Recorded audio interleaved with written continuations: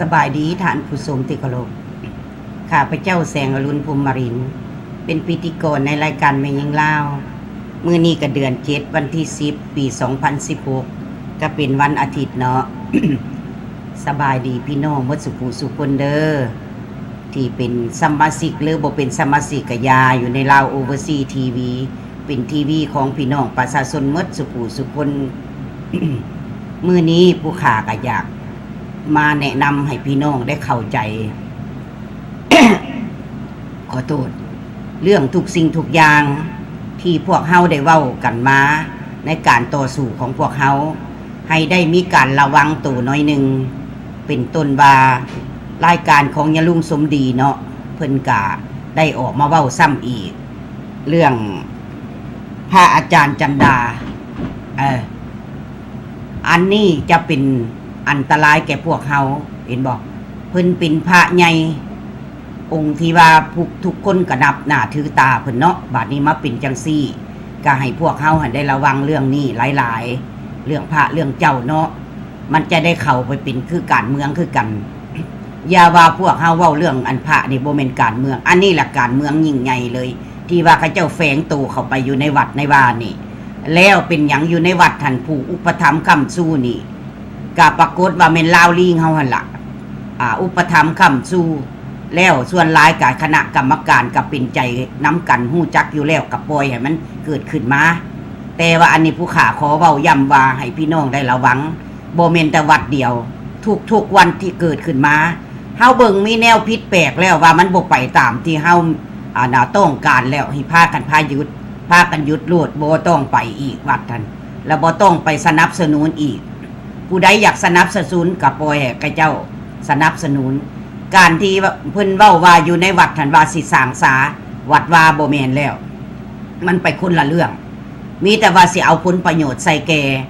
อันพระที่เพิ่นมาแต่ประเทศลาวเด้ออันนี้ขอเว้าในพระที่ว่าเพิ่นบ่มีศีลมีธรรมสำหรับพระที่เพิ่นมีศีลมีธรรมมันเฮาก็ขอยกไว้เนาะขอนับถือเพิ่นอยู่แล้ว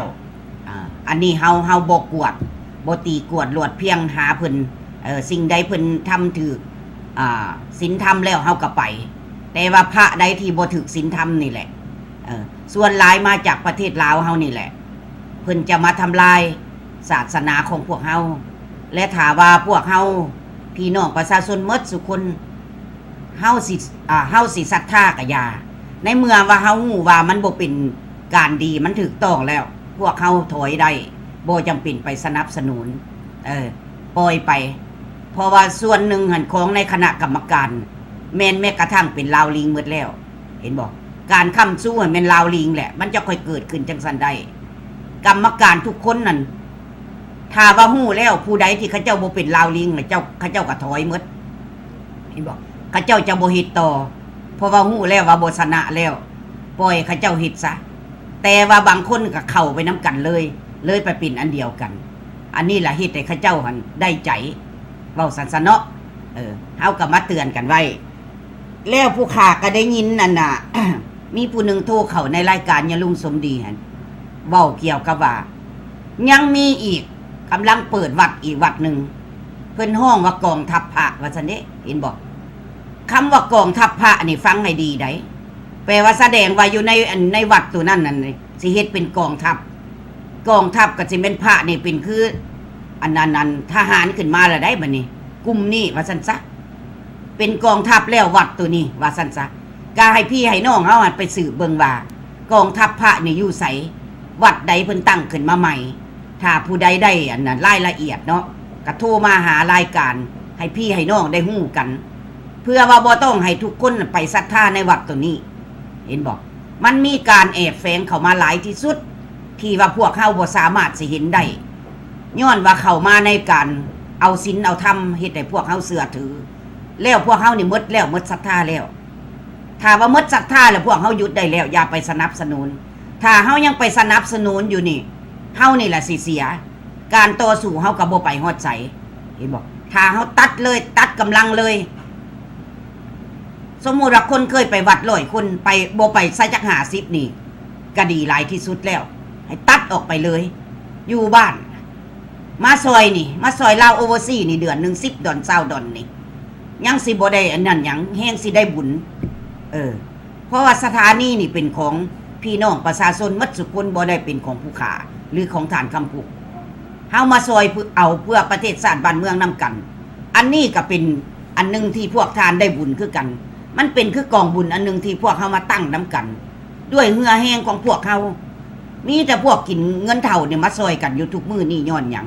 ย้อนว่าเฮาอยากให้มีสถานีเฮาขึ้นเพื่อเป็นปากเป็นเสียงนำกันเห็นบ่ให้คิดให้ได้ระวังบัดนี้ผู้ข่าก็ได้อันนั้นยินข่าวเนาะแต่ว่าผู้ข่าก็บ่แน่ใจอันนี้เว้าให้พี่ให้น้องฟังบ่ฮู้ว่าดนหรือซำใดแต่ว่ามีคนเว้าให้ผู้ข่าฟังว่าท่านสมสวัสดิ์เล็งสวัสดิ์ไปบวชแล้วว่าซั่นเพิ่นว่าบัดนี้ถ้าผู้ใดได้รายละเอียดก็โทรเข้ามาได้เนาะอันว่าอันเพิ่นนั้นไปบวชนี่ผู้ข่าว่าการที่เพิ่นไปบวชนี่เพิ่นบ่ได้ถือศาสนาพุทธอยู่แล้วเพิ่นเป็นหยังคนไปบวชคันว่าไปบวชแล้วจะไปบวชล้างบาปบ่ก็สิเป็นไปบ่ได้บ่วิตดอกบาปนะบวชจังได้ก็แม่นบ่วิตบาปเพราะว่าทำบาปมาแล้วเห็นบ่ผู้ข่าก็บ่เข้าใจถ้าว่าเพิ่นอันนั้นน่ะท่านสมสวัสดิ์เล็งสวัสดิ์นี่เพิ่นไปบวชนี่เนาะว่าซั่นซะบวชหยังแก้บาปบ่หรือว่าแก้อันใดเฮาก็บ่เข้าใจอันนี้น่ะเห็นบ่เพราะว่าเขาเจ้าบ่ถืออยู่แล้วศาสนาพุทธของเฮานี่เขาเจ้าบ่ถืออยู่แล้วเขาเจ้าถือว่าเป็นของเล่นซื่อๆว่าซั่นซะแต่ว่าผู้ข่าก็บ่ฮู้ว่ามันแม่นของจริงหรือของแท้เนาะอันที่ว่าเพิ่นไปบวชว่าซั่นซะทุกคนเฮาเดี๋ยวนี้ต้องมีการระมัดระวังอันการสิว่าศัตรูเข้ามาคือข้านเข้าหาพวกเฮาเดี๋ยวนี้นี่นะเพราะว่าเป็นหยังเขาเจ้าจะบ่อยากให้เฮานี่ต่อสู้เอาประเทศชาติบ้านเมืองได้เห็นบ่และฝ่ายแก้วที่มันเป็นนายให้น่ะมันก็พยายามยุแย่ให้ลาวลิงแถวนี่แหละไปก่อกวนไปสุกไปยู่บางคนที่ว่าเสือพวกเฮาแล้วก็บ่เสือได้หนีจากอันรายการลาวโอเวอร์ซีเนี่ยก็ไปเป็นของเขานี่หลายคนแล้วเว้าซั่นซะผู้ที่เก่งเรื่องการเว้าการเมืองนี่ก็ไปลงกลเขาหลายคนแล้วแล้วเฮาบ่ฮู้ว่าอันพวกที่ว่าเว้าการเมืองเก่งๆนี่บ่ฮู้ว่าลบลี้หนีหน้าไปใส่เฮาก็บ่ฮู้จักเนาะเว้าซั่นซะไปอันนี้แหละมันบ่สู้อันคนลูกพอให้พอหน้าคือไทเฮาดอกนี่พวกเฮานี่เสียงยังคือเก่านี่นะผู้ข่าเสื้อมันว่าพวกเฮาบ่มีความรู้หลายนี่แหละเสื้อกันดีกว่าพวกเพิ่นที่มีความรู้เพิ่นเสื้อกันน่ะแล้วไปลงผิดหลายคนแล้วเว้าซั่นซะเอาคือพวกเฮานี่แหละบ่ฮู้หยังมีแต่ว่ามาต่อสู้นำกันนี่แหละผู้ข่าเห็นนำเบอร์แต่ละคนยังเป็นนำเบอร์1นำเบอร์2นำเบอร์20ยังอยู่นำเฮาเสยผู้ใดที่เคยอยู่นำเฮาบ่ได้เปลี่ยนแปลงเห็นบ่ยังเบิ่งยังเห็นอยู่แต่มันก็เป็นบางคนที่ว่าเพิ่นไปเฮาก็บ่ตีเพิ่นดอกอันนั้นเฮาบ่ตีไผดอกไผก็มีสิทธิ์เนาะแต่ว่าการต่อสู้ของพวกเฮานี่เฮาต้องอย่าลังเลใจเฮาคิดว่าเฮาเชื่อมั่นอยากจะเดินทางนำสายทางแนวใดเฮาก็ไปเพื่อการต่อสู้เนาะลาวโอเวอร์ซีทีวีเป็นทีวีของประชาชนบ่ได้เป็นองค์การไผหมดหายตกขึ้นผู้ข่าจะเว้าตลอดพวกเฮาบ่ได้ขึ้นอยู่กับองค์การใดพวกเฮาแม่นเสียงประชาชนหมดอยู่ได้นี่ที่มาก่อตั้งขึ้นมานี่เฮาจะบ่ยอมให้ผู้ใดมาทำลายสถานีของพวกเฮาแล้วเฮาก็บ่ยอมให้ผู้ใดมาเอาสถานีเฮาเป็นเครื่องมืออีกบ่ให้มาอ้างว่าสถานีลาวโอเวอร์ซีทีวีเป็นของเขาเจ้าเป็นผู้มาสนับสนุนบ่มันเป็นของประชาชนของพวกเฮาบ่ได้เป็นขององค์การใดมีแต่ว่ามาเว้าได้ว่าถ้าว่าเพิ่นมาเฮ็ดรายการนำมันเพิ่นเว้าได้เป็นองค์การของเพิ่นมาจัดรายการเห็นบ่ได้แต่อย่าสุมาเว้าว่าโอ้ลาวโอเวอร์ซีนี่เป็นอันนั้นเพิ่นหันเป็นผู้มาสนับสนุนเอาลาวโอเวอร์ซีไปเป็นเครื่องมือบ่ได้เฮาจะบ่ให้เป็นเด็ดขาดเฮากับฐานคำพูกนี่ได้ล้มกันแล้วว่าจะบ่ได้ไปเป็นเครื่องมือของไผขอเป็นของประชาชนต่อสู้ก็ต่อสู้แบบประชาชนบ่ได้ไปเอาอันของไผมาเว้ามาว่าเห็นบ่อันนี้แหละที่ว่าเฮาเห็นหยังมีความเจาะความจริงบ่หรือว่าเป็นแนวใดออกมาพี่น้องก็โทรออกมาออกความคิดความเห็นนำกันนี่ดีกว่าเฮาบ่ขึ้นอยู่กับไผเฮาบ่มีนายหมดทุกคนเป็นเจ้าของสถานีที่ว่าซอยมานี่และอย่าสุไปคิดว่าพวกเฮา2คนนี่เป็นเจ้าของสถานีบ่แม่นเด้ออย่าสุเข้าใจได้เป็นของพี่น้องหั่นล่ะหมดทุกคนมีแต่ว่าพวกเฮา2คนนี่อาสาสมัครมาเบิ่ง มาเบิ่งสถานีให้ซอยมาบริหารซอยมีอันใดเฮาก็มาเว้าสู่พี่สู่น้องฟังอันใดบ่ถูกบ่ทันเฮาก็อันนั้นให้เนาะโอ้ขอโทษเนาะผู้ใดโทรมาแล้วบัดนี้เนาะ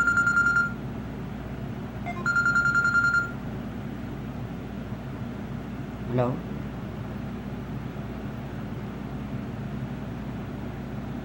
โอ้แม่นแล้วข่อยออกรายการอยู่ โอเคโอเคโอเคโอเคยังกะยาเนาะยังกะยาพวกเฮาก็ต้องมาต่อสู้น้ำกันเฮาอย่าสู่ไปอันนั้นถึงว่าจังใดกะยาอุปสรรคนี่น้ำวัดน้ำวานี่หลายแล้วพวกเฮาก็เบิ่งพวกเฮาก็เห็นแล้ว แต่ว่าพวกเฮาก็เว้ามาโดนละละแต่ว่ามันบ่มีหยังแจ่มแจ้งผู้ใดก็บ่ได้รายละเอียดเนาะถ้าผู้ใดได้หยังก็อันนั้นก็คือผู้ข่าเว้าละว่ามินนิโซตานั่นก็เอาทุ่งขึ้นกับทุ่งลงเอาทุ่งขึ้นกับทุ่งลงอยู่เอาอยู่หั่นละมันมีผู้นึงเอาขึ้นมันมีผู้นึงเอาลงมันมีผู้นึงเอาขึ้นมันมีผู้นึงเอาลงอันนี้แหละมันก็ยังยุ่งกันอยู่นี่เห็นบอกเพราะว่าเป็นหยังอันลาวสร้าง3หัวนี่อยากเอาขึ้นวัดลาวลิงเพิ่นอยากเอาลงเพราะว่าฝ่ายเหนือหัวมันสั่งมาเด้มันบ่ให้เอาขึ้นเด้เห็นบอกมันก็เลยยากมันก็เฮ็ดให้พวกเฮานี่ลำบากใจแล้วกรรมการอยู่วัดก็จักสิเฮ็ดแนวใดเลยบ่ฮู้ว่าเป็นฝ่ายใดเลยว่าซั่นซะฝ่ายใดก็อย่าความเจ็บใจที่ผ่านมาในอดีตผ่านมาเฮานี้ตายมาอยู่ต่างประเทศนี่ย้อนหยังคันบ่ย้อนนั่นลาวแดงเขาเข้ามาเขาสิมาทำลายเขาสิมาฆ่าเฮาก็ต้องหนีมาเพื่อเฮามาตั้งหลักคันถ้าพวกเฮายังอยู่หั่นเฮาบ่เหลือจักคนแล้วบ่ได้มีการต่อสู้ซ้ำนี่นะบ่เหลือหยังหมดแล้วลูกเขานี่ก็สิตายเป็นคือกันกับอันพี่น้องโม่งตายหั่นละลูกหลานเฮาก็ได้สิเป็นจังซั่นไปหมดสุผู้สุคนหลายเบิ่งเอาในสภาพความจริงเห็นบ่เบิ่งเขาเจ้าห้องเบิ่งเขาเจ้าให้ผู้ฆ่านี่เบิ่งบัดใดก็ยังเจ็บซ้ำน้ำใจอยู่เว้าอันใดก็ยังบ่คักเท่าเฮาเห็นรูปภาพออกมาเห็นบ่ความที่ว่าลูกไผๆก็ฮักเห็นบ่เฮาเห็นมาออกยามใดผู้ข้าก็ต่ำใจปั๊บมันลืมบ่ได้มันต้องได้เว้าที่ข้าเจ้าต่อสู้ไปขึ้นศาลเนี่ยมันกระสมของข้าเจ้าที่ไปต่อสู้อยู่แล้วเจ้าเฮ็ดพิลึกพิลั่นโพดพวกบ่มีศีลธรรมพวกสมองหยังนี่เขาว่ากินหมากับแมวหลายเลยไปเป็นสมองแบบนั้นบ่มีความหักบ่มีความอีดูตนกันเห็นบ่พวกประเทศลาวเดี๋ยวนี้นี่นะมันสิตายแบบทรมานก่อนเด็กน้อยนั่นตายซ้ำมันเห็นบอกมันสิตายเทื่อเล็กเทื่อน้อยหั่นล่ะกรรมนี่นะผู้ใดสร้างขึ้นมามันจะเข้าน้ำผู้นั้นล่ะมันบ่ไปมื้อนี้มันก็สิไปมื้อหน้าแต่บ่แม่นชาติหน้าชาตินี้นี่ล่ะมันสิเห็นแท้เห็นว่าอย่าสุว่าเจ้าวิทย์เจ้าบ่วิทย์ดอกกรรมมันสัจจะสนองเจ้าอยู่นี่ล่ะบัดเจ้าตายเจ้าก็บ่ได้ตายสำบายเจ้าสิตายทรมานอยู่หั่นล่ะเห็นบ่อย่าสู่ว่าเจ้าบ่ได้ฆ่าคนเจ้าสั่งให้คนไปฆ่าคนนั่นแม่นเจ้าหั่นล่ะเจ้าหั่นแหละบาปหลายที่สุดบาปหลายกันคนไปฆ่าผู้ไปฆ่าเนี่ยมันได้คำสั่งจากเจ้าเห็นบ่เจ้าเป็นคนสั่งนี่แหละเจ้าบาปที่สุดเห็นบ่คนเฮานี่เกิดขึ้นมามันต้องมีความอีดูตนและสงสารกัน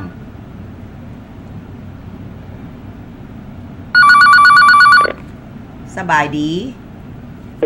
สบายดีน้องเป็นยิงลาวฮักครับ เจ้าอาเซินเด้ออย่าลุงเซินเว้าได้เจ้า โอ้ยอันเว้ามานี่ลุงก็เว้ามาอธิบายมาเจ้าหลายยุคหลายสมัยอันเรื่องวัดวาศาสนาเนี่ยเฮาก็เว้ากันมาดนแล้วแม่นแหละบ่ว่าครูบาอาจารย์บ่ว่ากรรมการอยู่สิไดก็อย่าทั่วสหรัฐนี่เฮาเว้ากันบ่ยากดอกมัน40ปีละ4ทศวรรษละปฏิวัติ34ปีเขาที่เขาอ้างมาแต่1945ละการนั่นน่ะ45 55 65 75 30ปีของการปฏิวัติอันแก้วญาติแยงกินลาวกับลาวแดงกับอันพวกกันสุภาพวงศ์น่ะมาแตกมื้อนี้เขาสำเร็จแล้วนี่นะ เขาคนร่วมกันดีนายึดอำนาจปลดตำแหน่งยังสมบัติเอาประปาครอบครัวนี่เขาเลี้ยวมาแล้วนี่นะมา4 ทศวรรษอีกแล้วนี่เป็น70 ปีเป็น7 ทศวรรษเขาตัวมานี่นะแล้วเขาเนี่ยยังสิเชื่ออยู่บอกมันตัวมันอีก70 ปีตัวจนมุ้ยแผ่นดินอยู่แล้วเดี๋ยวนี้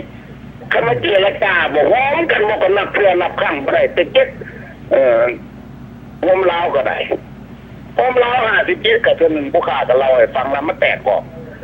โฮมลาว62ก็แตกโฮมลาว75ก็แตกอันเจรจาเล็กๆน้อยๆอย่างนี้เนิบนามอนซูริตอันเจรจาอยู่เสียอันบันดอกบันดุงคนก่อนสิไปเชเนล62เขาก็เว้ากันมาแล้วเขาเบิ่งบ่ยากนะวัดวาศาสนาด้วยกันผู้ข่าฟันธงบอกมาดุลละเด้ว่าผู้ใดบ่มีสร้างสามบ่เป็นเอกลักษณ์สัญลักษณ์เป็นมันมรดกของชาติลาวที่เขาอพยพมานี่นะ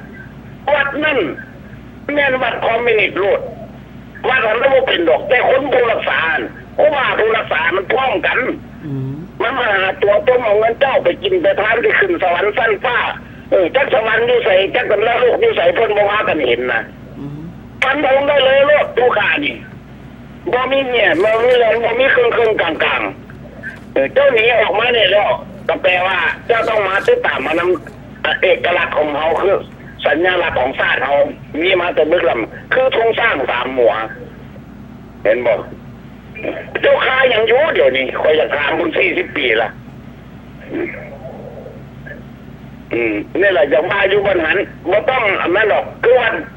เมืองเลม้อยรัฐไทยว่าที่ผู้ขายอยู่หันผู้ค้าก็บ่ไปแล้วคือ45 ปีแล้วเพราะว่าคนตาบอดฟังเนี่ยมันหลายหูหนวกตาบอดมันหลายย่านจะบาปผู้ข้าไปว่าอย่างอยู่ว่าเจ้าจะสู้เล่าไล่เดี๋ยวมันที่บ้าเด็กคนว่าแล้วโป้อ้อยมีบาปนะคอยว่าแต่ตัวเจ้าเอาภาษาบุญนั่นนะเพราะว่ามันไม่ได้ว่าบาปไม่อย่างบุญไม่อย่างซ้ำนะไม่อยากบอกทานไม่อย่างมันก็ยังไม่แปลมาได้ซ้ำเราทานแบบไหนคนจะได้บุญเจ้าบุญพระแบบไหนเจ้าจะได้บุญมันยังโมโหซ้ำมันตาฟังไปแล้วเดี๋ยวนี้เจ้านายอะไรตู่ก็มีนะทหารตำรวจสั้นไงสั้นเลิกที่มุตีล้อกันตัวประชาชนคนลงน้องคนอยู่บ้านนอกบ้านนาคนบ่เคยเห็นเย็นจันทร์ก็มีตั้งแต่สรุปผู้พ่ายมาเขาเจ้าบ่เข้าใจกับบ่รู้จักวิธีที่สอนลูกซ้ำถึงไงไม่สูงเนี่ยยังบ่รู้จักวิธีสอนลูกคือการดอกเตอร์คนว่ามาแล้วล่ะมีว่าสั้นในพันเอกคุณผู้อาวุโสทอแก่ละบอกว่าถึงชุ่มซ้ำทางหัวใต้จะสอบมาใส่มันลืมมันต้นสมัยนั้นนี่มันเป็นว่าตัวน่ะมันเอาส่วนล่อเอาส่วนปีนมันตัวมาขึ้นแทนสมองแล้วมันก็บอกง่ายจริงทิ้งเอกลักษณ์ของชาติทิ้งสัญลักษณ์ของชาติมาน่ะมันเป็นไม้ทหารมาได้จังไหนล่ะคือเขาโซ่กันแหละเขาเนี่ยคำนับสงชาติมันตั้งแต่พูนห้องที่4ห้องที่3ห้องที่5พูนก่อนที่เขาห้องเรียนน่ะแต่ว่าสมเด็จพระเจ้าอยู่หัวต้นกระถูสื่อสัญลักษณ์อันนี้นะแต่ทำพิธีอยู่เท่ากับคำว่าธงชาติตัวนี้นะมันเอาสมองส่วนไหนมันมาเล่ากันฮะบัดช่วงกาบักบ่ายอยู่ป่าพูนทุ่งขับคอมมิวนิสต์มันเป็นจังสั่นฟันธงเลยเราบอกว่าเดี๋ยวขึ้นหมออันนั้นจันดาพรยังศรีสุวรรณนี่อยู่วัดหอถึงปันนี่พวกกรรมการสนับสนุนบอกผู้ราชการอุปถัมภ์บอกกรรมการบริหารมันเป็นอันเดียวกันเลยก็พวกนี้เที่ยวเขาเที่ยวออกกับพวกพันกับทูตลาวแดงอยู่นะเข้าใจแล้วบอกพอมันสร้างการเขาอยู่พูดนะแต่จังไรมันรับหูรับตาไปกินไปทานเอาเงินไปลาวแดงขัดลาวแดงแน่แท้มันเป็นมาโดนแล้วผู้ขายมันโมอยากเว้าป้าผู้อื่นเว้าชื่อเต็มมันน่ะกันดาพรมิ่งศรีสุพรรณนามสกุลมันน่ะผู้ใดโง่ละออกมาเปิดออกมาเว้าโลดมันบ่ผิดหรอกคันว่าย่านนั้นน่ะมันก็ฟ้องมาโลดฟ้องอยู่อเมริกา FBI นะคนเฮานี่นะเบิ่งในแง่การเคลื่อนไหวของคอมมิวนิสต์อยู่ในอเมริกานี่แต่ว่าเฮาสิเกิดศึกกันอยู่ที่สั้นระหว่างลาวต่อลาวนี่มันจะเป็นการสร้างความเดือดร้อนให้อันบ้านเพิ่นที่เฮาที่มาอาศัยอยู่นี่ซ้ำแต่หน่อยเกิดฆ่ากันเกิดฟันกันจากบ่ยิงกันเห็นบ่มันมีแล้วเด้นะมันมีมาได้จอแจกันมาเลยคนแต่ว่าถ้าลาวนี่บ่ทันมีดอกแต่ว่าต่อไปนี่มันสิมีเด้คันเขายังบ่ทันโลดลานนี่เขาสิมาเหยียบหมูดังมาขี่แต่ปากเขาอยู่ดิเขาหนีมาว่าพี่ล่ะมันบ่เห็นตนไปหาหน่วยไปตนไปรัสเซียตนไปจีนแดงพูดมันมาโคตรพ่อโคตรแม่มันอย่างนี้อันว่ามันดีนะตายมันโลดย่านมันอย่าง มันหามแล้วเลยต้องเป็นสมาชิกพรรคคอมมิวนิสต์บอกจะได้พวกพันติดต่อของคอมมิวนิสต์บอกจะได้ช่วยเหลือคอมมิวนิสต์ทั้งกลุ่มทั้งอ้อมบอกเจ้าไปเอาที่เส้นยอดอเมริกานี่นะศาลเขาถามอิมิเกรชั่นเขาถามเขาคอนเสิร์ตที่เส้นเจ้าน่ะเอาตัวนี้มาเป็นรัฐนะไม่เข้าไปโทษหรือมันไปยังพูดออกมาติดต่อว่าอะไรอย่างติดต่อว่าพันกันบ่อนั้นมันผิดบ่กฎหมายคันผิดบ่ผิดกฎหมายแล้วมันถามที่หยังเราต้องมีผู้เคลื่อนแข็งมีการจัดตั้งของเขาแน่นหนาบ่แม่นว่าแต่ปากแปะต้องมีทนายความประจำคัดแน่เอาหลักฐานถ่ายรูปถ่ายเอาให้มันออกมันเข้าเห็นบอกมาพัวพันร่วมว่ากันเนี่ยแน่นมัดคณะที่สู้กับมันต้องสู้พวกเราลินอยู่นอกนี่ตะกอนแม่นละอันนี้น่ะมันเป็นฐานทัพแนวหน้าของแก้วของเราแดงนะแม่นละมันมาทำลายเขาอยู่นี่นะภาคสองผู้ข้าเขาบอกว่าได้ก็ติดตามแกงเงาทำลายมั่งปีจนเราวุ่นวายอยู่นี่นะก็มานี่จนปากเปียกเลยนะภาคที่หนึ่งเขาแล้วเขาเอาไปแล้วคนร่วมซักดินายึดอำนาจพุทธตำแหน่งเองสมบัติเอาพระท่าครอบครัวมาโคจิมินมันสอนอย่างสั้นเลิกไปแล้วภาคกันแล้วนี่แหละแตกแล้วบ้านเมืองน่ะภาคสองนี่ไม่ก็อะไรมาติดตามมาแก้ยางปัญหามาทำลายมามั่งปีจกมือนี่นั่นกันทำลายมั่งปีพวกเขาบุตรนะเป็นบอกทำลายเขาสู้เท่ากันหัวเยี่ยมลงไปอีกนะแล้วเจ้านายสั้นนายพันเขตตำรวจก็มีเขาตุ้งซากและมือป่ามามองนั่งหนีตั้มโอ้โหปัญญาสิทธาการสู้เขาพวกเขาทำมันเป็นจังไดอันนี้นะเป็นจังไดเขาถึงเขาสู้จังไดในนครหลวงเล่นกันมิตรจิกตะเปี่ยวมิตรนักสู้สอดแนมเขาตุ้ยังไงละล้านยังไงประชาชนอ้อมแอมมันเขาไล่ขาหนีเวลาเขายึดเอาเบอร์ดินดอนแล้วพวกนั้นมันไม่มีปัญญาสิออกมาเดินขบวนปลาท่อมออกมาหาโอบามาหรอกเพราะมันพ่อมเขาบนแล้วเขาพาอยู่บ้านกินบนแล้วประชาชนอยู่บ้านนอกขอขนาเนี่ยโบมีเงินว่าสิซื้อเขากินไม่ได้เน่กันเขามาได้แต่เขารักษาไว้บนเขาขาบอลจงมันยากอันเรื่องจะสิ้นนะแต่ว่าเขามีวิธีที่เอาอยู่แล้วเขาเห็นอยู่แล้วเบิ้งคือที่บอกเกินปีที่ดอกมันสิดังกันหมดใส่นี่นะเป็นฟังเบิ้งผู้ข่าวบอกว่าอย่างมดที่ว่าจังสิ้นนี่แหละ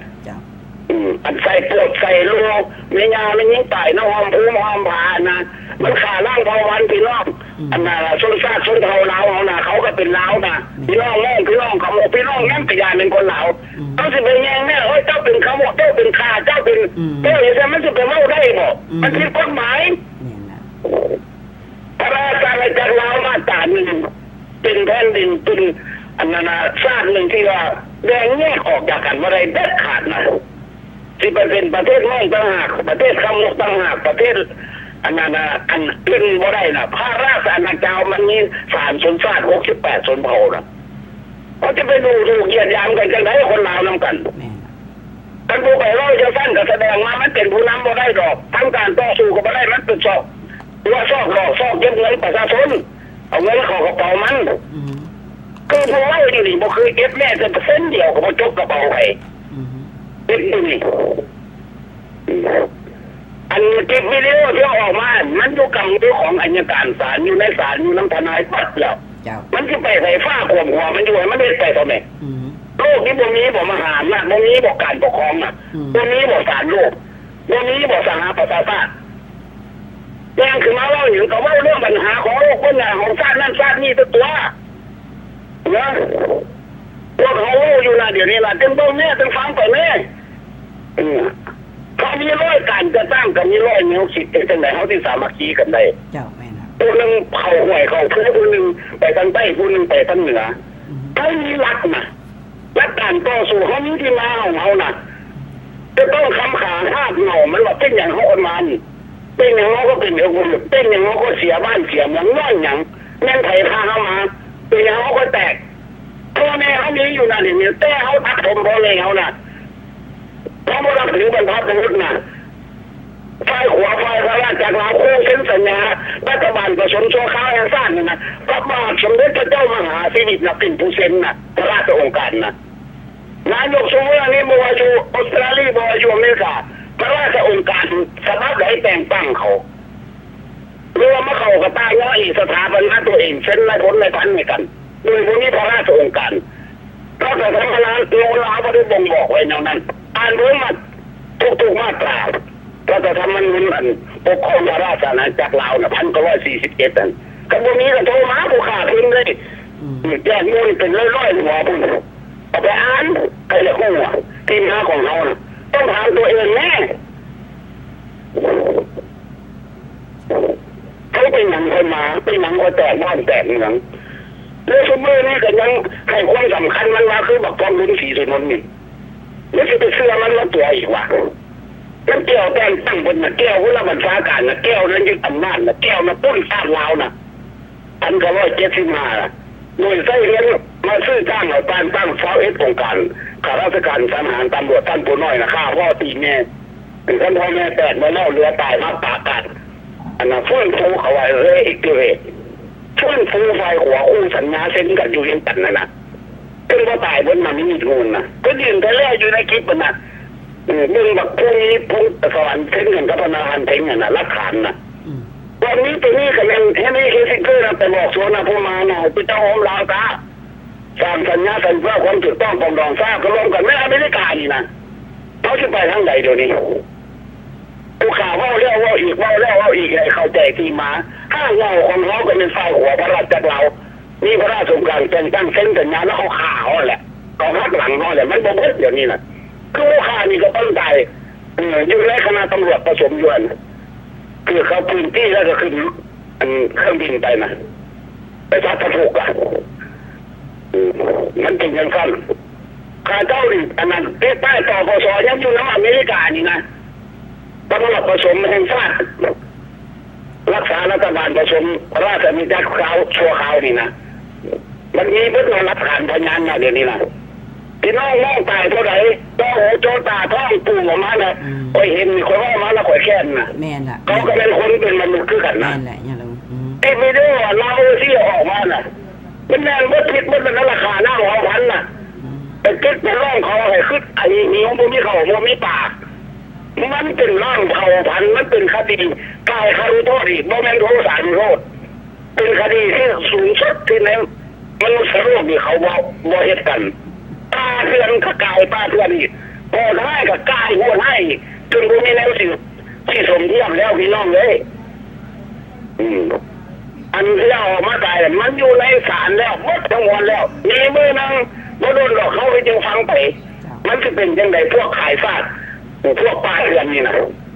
ผู้ขายนี่มาว่ามันรับก็ว่าเอามันมาสมเทียนแล้วสมเทียนเนี่ยมันเทียบบ่ได้มันเตือนไปบ่ได้มันเตือนโทษมันจะเป็นนายกเป็นรัฐบาลได้กันไดมันจะเป็นผู้ปกครองเป็นผู้เรียกบ้านการเมืองได้กันไดกรรมการกำลังไม่ได้เข้าใจซ้ำเรื่องการเงินก็เรื่องการเงินมันกับพวกแก่ว่าอธิบายผู้ค้าอธิบายมาโดนแหละเรื่องทุนสร้างเขาดีคือกันอธิบายมาถึงหัวชุดไปสมเทียบไปบนวัดอำนาจนิติบัญญัติอำนาจบริหารอำนาจตุลาการพระพุทธธรรมประสงค์ศีล 5 ศีล 8พื้นสีแดงตัวสร้างสีเขียวสร้างเผือกมีมัดอยู่ในผู้ค้าอธิบายมาละเอียดแล้วก็มีเกี่ยวโสอ่านอีกมันอยู่ในสมองเพราะฉะนั้นแหละที่น้องได้ฟังเอาเด้อผู้ใดที่ไปทางใดก็ไปผู้ใดที่จะไปก็เห็นเขาอาศัยความถูกต้องความเป็นธรรมอาศัยกฎหมายของโลกอาศัยศาลโลกอาศัยมหาอำนาจจะว่าอาศัยเล้าลิงจะว่าอาศัยแก้วแดงเล้าแดงพี่น้องผู้ใดเป็นอพยพตื่นตัวรับไม้ตำรวจและทหารพี่น้องประชาชนธรรมดาก็คือกันขณะว่าพอเข้าใจโทรมาติดต่อพวกกันถามกันฟ้องร้องคนอยู่แล้วผู้ขาดิฟ้องเอาไปเข้มมาโลด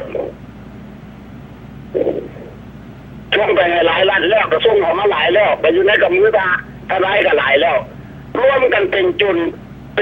ฟ้องร้องพวกขาล่างเผาพันธุ์น่ะในน้ำคู่สัญญาแล้วเป็นผู้ฟ้องน่ะในน้ำไฟหัวไฟพระราชจักรลาวน่ะเขาเป็นโจทย์น่ะฟ้องไฟไส้ที่ตั้งหักหลังเขาอ่ะนะในคดีนะคณะบ่ถือจังไหนทนายเขาที่เมาความเหงาคณะบ่ถือเป็นอย่างอัยการเขาจะรับสำนวนคดีเขาส่งฟ้องศาลไหนมันอยู่วันนี้ข้อสำคัญนะบ่ต้องไปแก้ไม้ทางปากบ่ต้องไปรัดนั่นหรอก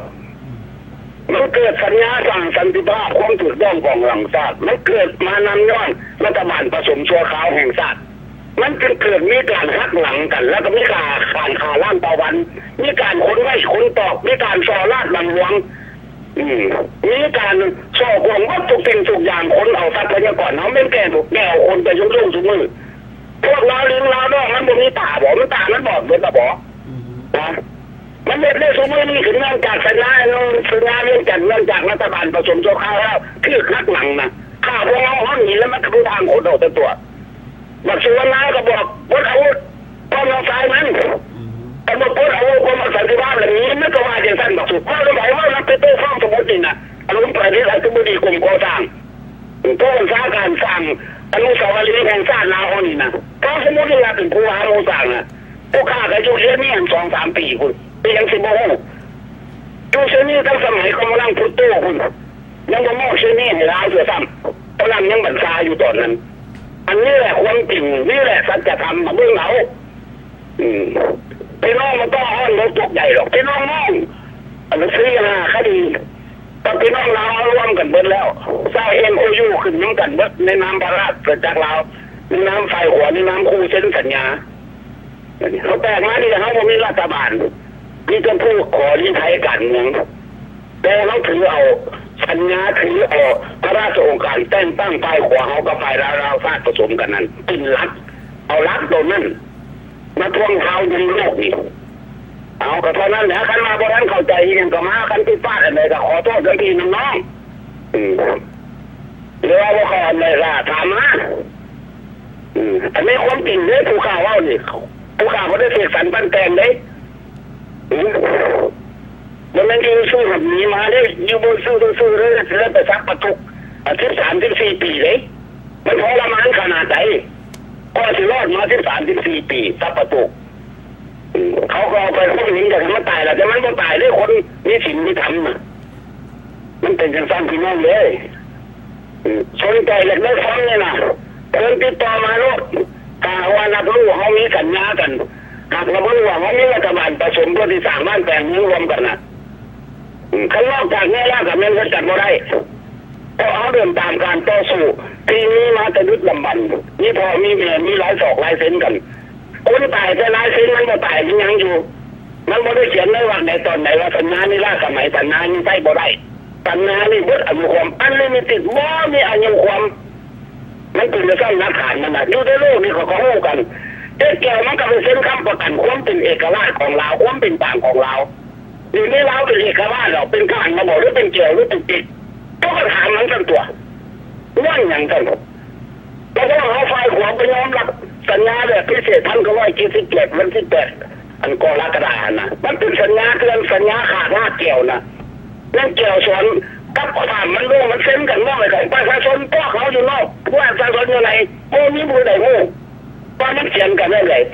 เส้น5 ปีเมื่อ5 ปีต่อได้เท่าไหร่10 ปีจนประเทศลาวอันเป็นใจเป็นเรื่องเกี่ยวนี่ลาวกลายเป็นดิน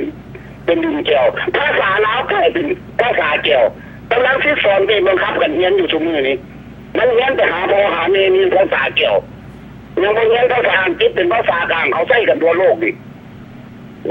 มันเอาเหตุผลมาว่ากันมันก็คือขี้ข้าแก้วส่วนตัวเกี่ยวเป็นนายบังคับมันไปเงี้ยไปสอนมาขาซาตัวเอง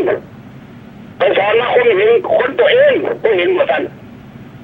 วันนี้บอกอันใส่หัวใส่รู้มีงานไม่ยังเด็กน้อยใส่น้ำตาลน้ำโพกันก็เห็นว่าเราคนลาทั้งหลายข้าเจ้าเรานั่งกับเป็นพี่เป็นน้องเขาเด้เป็นแค่ในครูเป็นชนชาติชนเผ่าเขาเด้นะพี่เจ้าคนละหายตายแต่ว่าบักจันดาพรมีสีสุวรรณมึงกูหัวบักโมมาหลบในนะโอเคเท่านั้นเลยเด้อโอเคอย่าลุงขอบใจหลายเจ้าขอบใจเด้ออย่าลุงขอบใจหลายที่พัทูเข้ามาโอ้อย่าลุงใหญ่เขาก็เว้าคักอธิบายปานนั่นเนาะทุกคนก็ยังสิบ่เข้าใจเนาะเพิ่นก็เว้าอย่างสุดใจผู้ข่าว่าผู้ข่าปล่อยให้เพิ่นเว้าให้อธิบายให้ทุกคนได้เข้าใจผู้ข่าติดใจความหนึ่งที่เพิ่นว่าถ้าเฮาบ่กำจัดพวกลาวลิงอยู่ในต่างแดนนี่ได้มันก็สิยากอยู่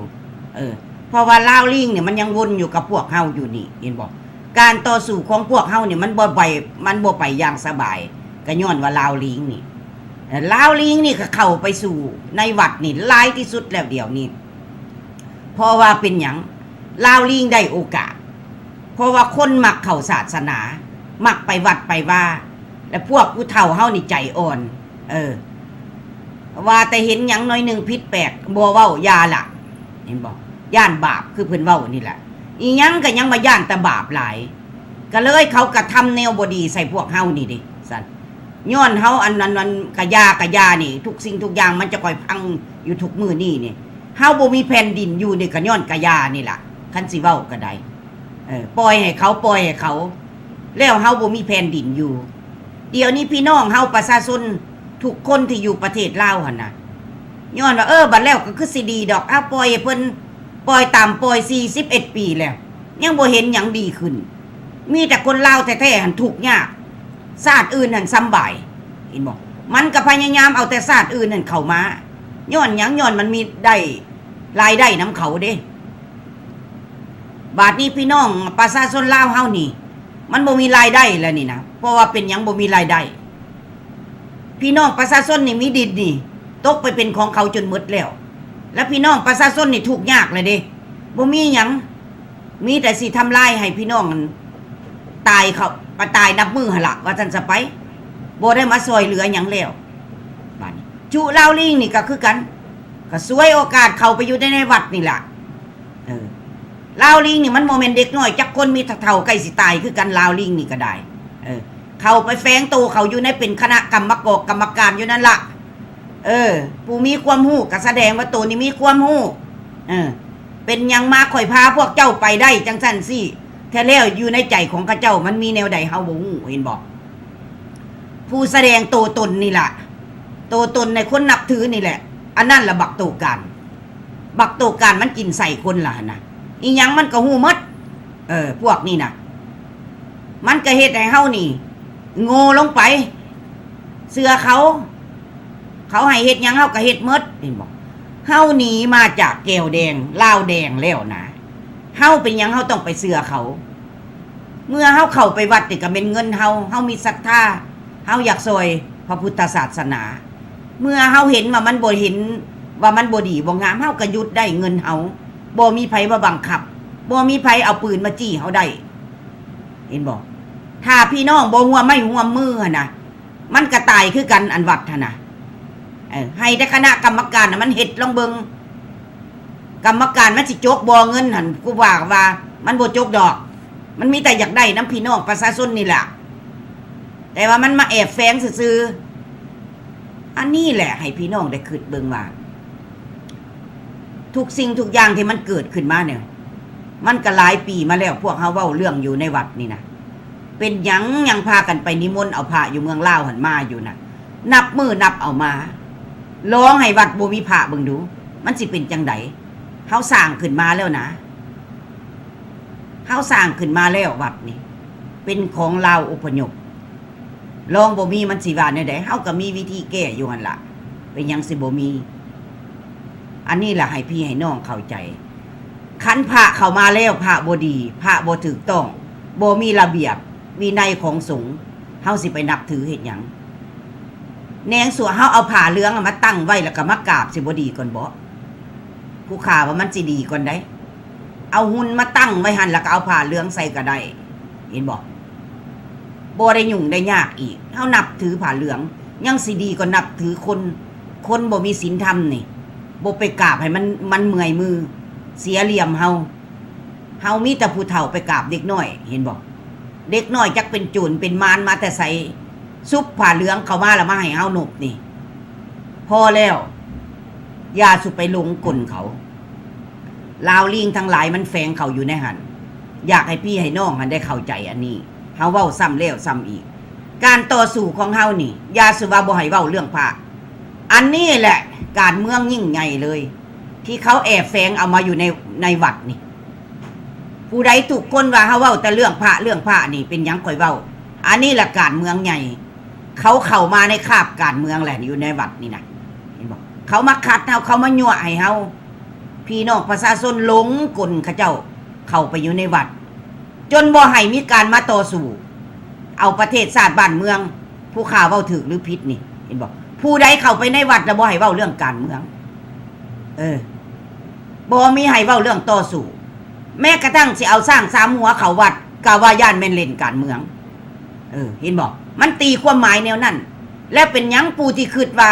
บ่ให้เว้าเรื่องพระนี่นะผู้ข่าว่ามันต้องเว้าพระนี่แหละเป็นการเมืองใหญ่แหละพวกนี่นะถ้าว่าวัดนี่บ่มีการเมืองเอาแม่เอาสร้างสามหัวขึ้นไหมมันบ่เป็นการเมืองอันนี้ก็ได้เอาขึ้นเพื่อว่าเฮาแม่นวัดลาวเห็นบ่นักการเมืองเพิ่นก็มีของเพิ่นนักการเมืองบัดพระเล่นการเมืองเด้บัดนี้เข้าไปเป็นหยังพระแนวลาวน่ะมันบ่เล่นการเมืองว่าเล่นมันมาคัดเฮาอยู่ซุมื้อนี้แล้วก็ลาวลิงแฝงเข้าไปนํกันอีกเห็นบ่มันพยายามบ่ให้เอาสร้างสามหัวขึ้นอันนั้นแหละมันตูการใหญ่ที่สุดเลยแล้วก็กรรมการห้ามว่าโอ้ยบ่เอาเข้าดอกจักหน่อยคนเฮาสิผิดกันมันผิดกันอยู่ไสมันบ่ได้ผิดกันดอกปากจะเว้าเอาซื่อๆเห็นบ่เจ้าบ่ฮู้จักว่าเจ้าเป็นคนหยังคันเจ้าเป็นคนลาววัดกับวัดลาวเจ้าก็ต้องเอาสร้างสามหัวขึ้นได้ตัวเจ้าจังค่อยเป็นวัดลาวอันนั้นแหละเท่าละล่ะเพิ่นว่าบ่มีความคิดบ่ออกสิไปว่าเฮ็ดหยังคันเอาสร้างนี่อันเข้ามาแล้วแม่นค่อยต้องเล่นการเมืองบ่นะทุกมื้อนี่ผู้ข่าเว้าอยู่ทุกมื้อนี่ผู้ข่าบ่แม่นนักการเมืองแล้วก็บ่ได้เล่นการเมืองการเมืองมันเข้าผู้ข่าแล้วเดี๋ยวนี้มันเข้าเองซื่อๆย้อนหยังย้อนว่าเฮาหักประเทศชาติบ้านเมืองแผ่นดินลาวเฮานี่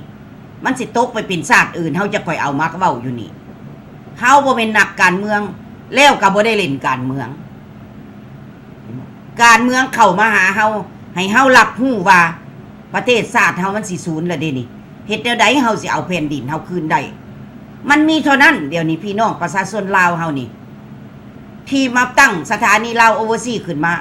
บ่ได้อยากเป็นนักการเมืองหรือจะเล่นการเมืองบ่มีตามเฮาฟังเว้ากันทุกมื้อนี้น่ะบ่ว่าแม่ทัพหรือว่าพ่อทัพเว้ามานี่เอาแผ่นดินสิเอาแผ่นดินลาวเฮานี่ขึ้นมาแผ่นดินแม่เฮานี่ล่ะเห็นบ่มันสูญเสียแล้วต่อสู้หยังต่อสู้อยู่ตลอดอยู่นี่ย้อนอยากเอาประชาธิปไตยให้ประเทศชาติบ้านเมืองของพวกเฮายังพากันมาเว้าอยู่ทุกมื้อนี้เห็นบ่ความที่ว่าเฮาสูญเสียประเทศเฮานี่เฮาเป็นหยังบาดนี้ประเทศลาวบ่มีแล้วเฮาสิว่าหยังบาดนี้ไปเว้าให้หมู่ฟังว่าข่อยเป็นลาวเจ้าอยู่ไสบาดนี้มันตกไปเป็นเมืองแก้วเลยเดี๋ยวนี้เห็นบ่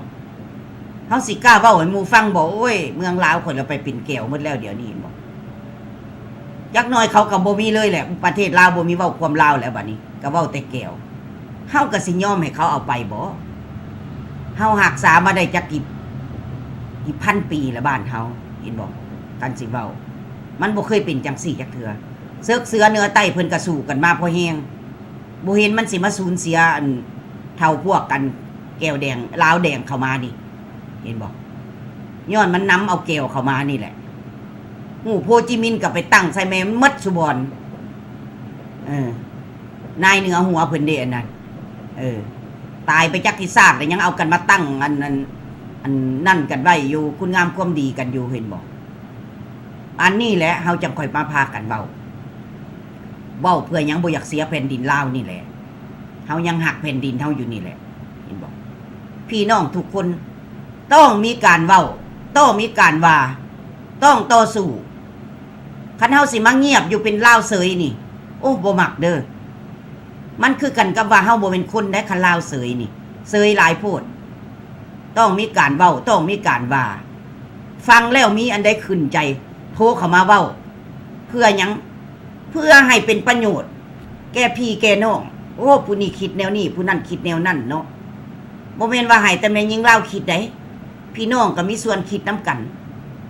บ่แม่นผู้ฆ่าผู้เดียวได้สิไปเอาบ้านเมืองได้นี่น่ะเฮาต้องโฮมกันได้ให้หัวคิดปัญญานำกันเฮาสิแก้ไขแนวใด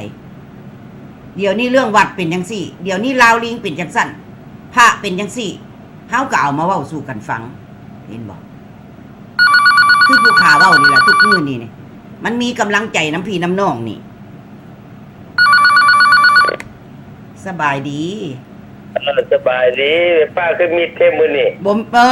ยังว่ามาฟังแต่แม่ป้าเว้าผู้เดียวบ่ได้เอามาซอยกันได้เฮาก็ได้โอ้เห็นบ่ลุงเห็นบ่ลุงแล้วเพิ่นเว้ามาโอ้คักหลายคักเนาะเป็นตาฟังเนาะผู้ข้ามาเพิ่นเว้าน่ะ เพราะว่าคือ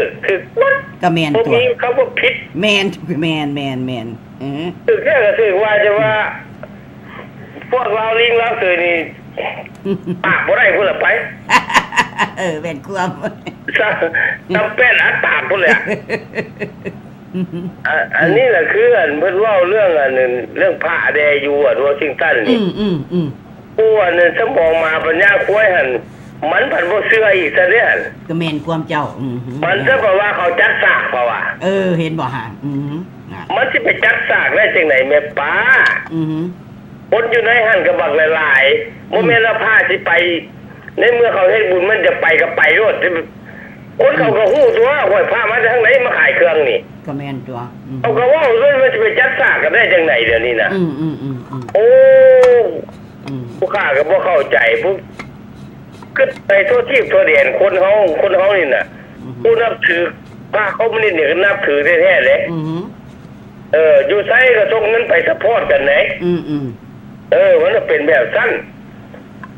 ในเมื่อว่าเขาบางเทื่อเขาก็ห้องลูกห้องพ่อห้องแม่ไปแล้วก็หากินน้ำเจ้าด้วยพวกนี้น่ะแม่นน่ะพ่อหักแม่หักอ้ายหักเรื่อยหักเถอะไปนำแม่หักไปก็มีไหน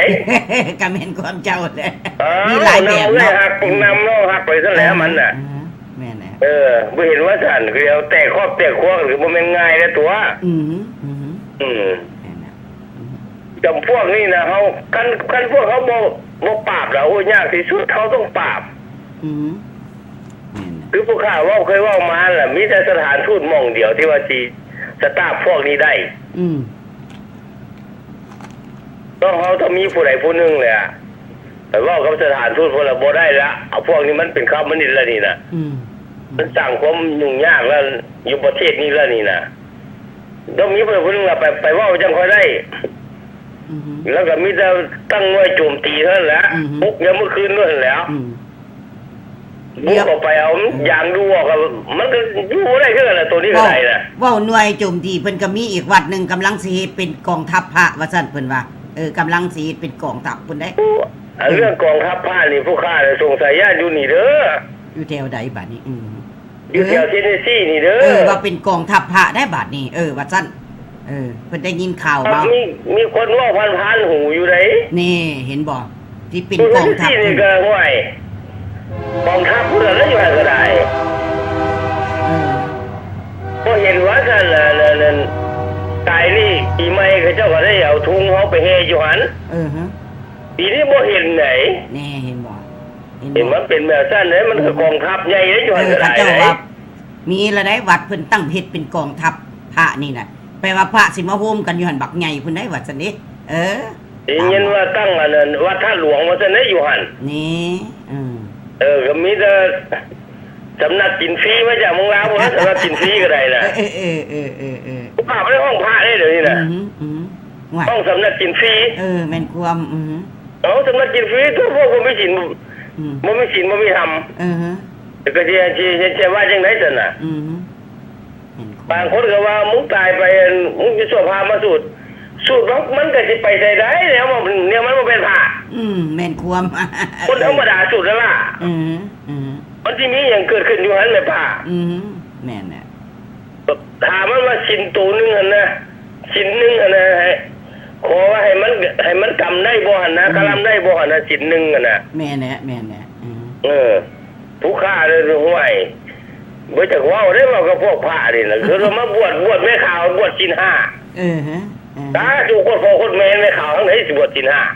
5ฟังตอนนั้นก็คนเฮาสิให้ยังบ่ปากบ่เว้าเด้ยาเพิ่นมีศีลเพิ่นบ่ว่าไปอีกเด้นี่อันนี้แหละเว้ามาก็วยมาหาลาวลิงเพราะว่าโอ้ยเสียหัวแล้วลาวลิงนี่น่ะบ่จื้อบ่จำแล้วถูกสัมมนามาโดนแล้ว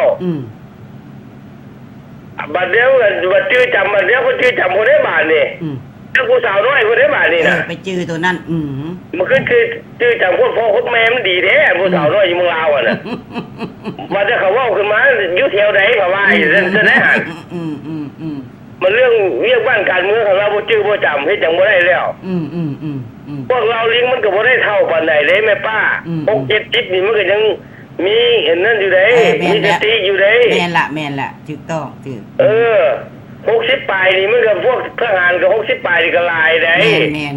นเจ้าลื่นผู้ฆ่าน้อยเดียวนี่นะมันเป็นจังซั่นไหนมันทำมาทางตั้งอันนั้นซื่อๆว่ามันบ่มีการมีเมียเล็กเมียน้อยอยู่เมืองลาวนะมันบ่เป็นแบบซี่ตะกี้บ่มีไผว่าจากเมืองลาวจังซั่นจังซี่จะคนดอกกลัวมีคนเมืองมาแล้วรับผู้สาวให้มันหลายแล้วเอาได้บาทนี้เขาจะมาเฮ็ดแบบซี่แล้วแต่จริงเมืองลาวบ่ได้เจ้าตั้งแต่หมู่เดียวกันอยู่ Facebook นี่คือกันนะเขาเว้าซื่อๆนี่ส่งมาหาเฮาแล้วมึงอยู่ว่าแม่กูสิเมืองลาวบ่ได้จังซั่นก็ยังมีได้เดี๋ยวนี้นะที่จริงเขาบ่เห็นหัวหน้าหัวตาเลยเดี๋ยวนี้นะมันเป็นแบบสั้นโอ้ยก็เลยย่านพี่ร่ำโหดพระเจ้าเมืองนี้เห็นว่าเขาเจ้าเป็นอย่างแต่ว่าก็มีข่าวดีอยู่พวกเขาเจ้าเมืองเขาเจ้าว่าแบบซี่เพราะว่าเขาเจ้าก็มีลูกมีหลานอยู่พุ่นเป็นเจ้าเป็นนายเขาเจ้าห้องมาถามมาเป็นแบบใดนั่นแหละแล้วเขาว่าจังซี่เขาว่าพวกเจ้าบ่ต้องห่วงทุกคนสิเฮ็ดเองเอาว่าอันนี้คันเขาเจ้าตัวก็สิตัวคือกันเด้อเอาเว้าจังซี่ล่ะดีใจโอเคอย่างหน่อยก็ได้ยังมีคนคิดเขาเจ้าว่าแบบซั่นเพราะว่าคันว่าเห็นหน้ากันยามนั้นก็ผู้ขาต้องขึ้นมาแล้วเด้แต่เรียกเขาเจ้าเมื่อหาสิมาเลยเขาเจ้าว่าเขาเจ้าก็บอกว่าซั่นล่ะเขาเจ้าก็ถามพี่น้องเขาเจ้าฮอดบัดเลยเขาแล้วว่าพวกเจ้าบ่ต้องห่วงจุค่อยสิเฮ็ดเองฮอดมื้อเพราะว่าแต่ว่าจังซั่นมันก็เป็นตาดีใจอยู่คันมันเฮ็ดได้หั่นน่ะเนาะแม่นแหละก็จะเฮาทุกมื้อนี่น่ะพวกเฮาบ่มีสิทธิ์ดอกนอกจากว่าพี่น้องลาวในเฮาเท่านั้นแม่นถูกต้องเฮาคือเราได้ตั้งแต่เท่านั้นฮะว่าไฟบ่ไหม้เงินน่ะรถดับเพลิงบ่มาแม่ป้าแม่นมีเท่านั้นเจ้าแม่นล่ะคันเฮาเจ็บท้องเฮาบ่ไปหาหมอมันบ่ย่างมาหาเฮาได้อันนี้คือเท่านั้นดอกอันนี้ถูกต้องโอ้ยขอบใจหลายๆเด้ออันนี้ข่าวดีได้นี่อย่างหน่อยเขาเจ้ายังเว้าจังซั่นเนาะเอาโอเคได้หยังก็มาเว้าสู่ฟังได้เด้อบัดนี้เด้อโอเคขอบใจหลายๆเจ้าโอเคบ๊ายบายนี่อย่างหน่อยเห็นบ่แม่นแท้แม่นพวกอยู่เมืองลาวหั่นแหละสิเฮ็ดหยังได้เห็นบ่คือเราเว้าเลยว่าพวกอยู่เมืองลาวเว้าว่าบ่ต้องห่วงเด้อคณะพวกเมืองลาวนี่แหละสิสู้เองพวกเฮามีแต่ว่าสู้ทางปากเว้าเอาลมนี่ออกมาเพื่อต่อสู้ซอยเขาเจ้านี่แหละคือผู้ขาเว้านี่ผู้ขาเปรียบเทียบเขาเจ้าคือแนวหน้านั่นล่ะเว้าซั่นซะไปแนวหน้าได้เพราะว่าเขาเจ้าสิไปก่อนเฮาเด้เฮานี่แนวหลังเป็นผู้สุกยู่เว้าซั่นๆเนาะความหมายของพวกเฮาแนวนั้นสบายดีโลสบายดีโอ้ยเซินเดอร์แม่นวลเด้อเสียงเจ้านี่เงียบไปโดนเติบได้นี่น่ะโอ้ยหมดไปเวียกไปงานเนี่ยเจ้าเอามาเสริมมีหยังข่าวเว้าสู่ฟังแดก็ข่าวมาจากลาวเฮาพุ่นล่ะแน่เอาแท้อยู่เวียงจันทน์บ่แม่นบ้านนอกเด้อตำรวจอันโตนออกแต่การไป3คน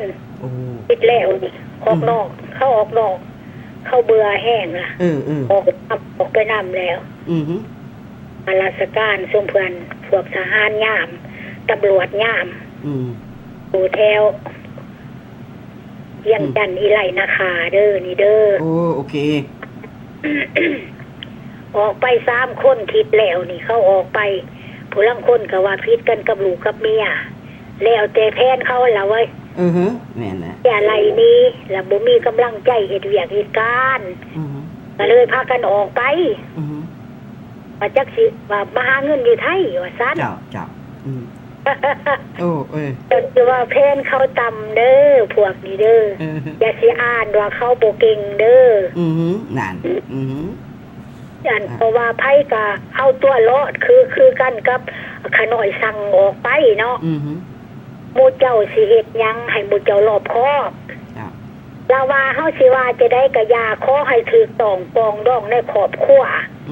ความได้บ่ให้ออกความนอกบ่ให้เขาบ่เอาไผเพื่อนมาไต่เฮือนเฮา แม่นแหละแม่น บ่ให้เอาไฟเฮาไปไต่เฮือนเพื่อนผู้เจ้าชีวิตผู้เจ้าจังสิหายโทษเพื่อคันเฮ็ดบ่ถือคันนะเฮ็ดบ่ถือต้องอันมันเป็นบ่วงเป็นของเป็นอันนั้น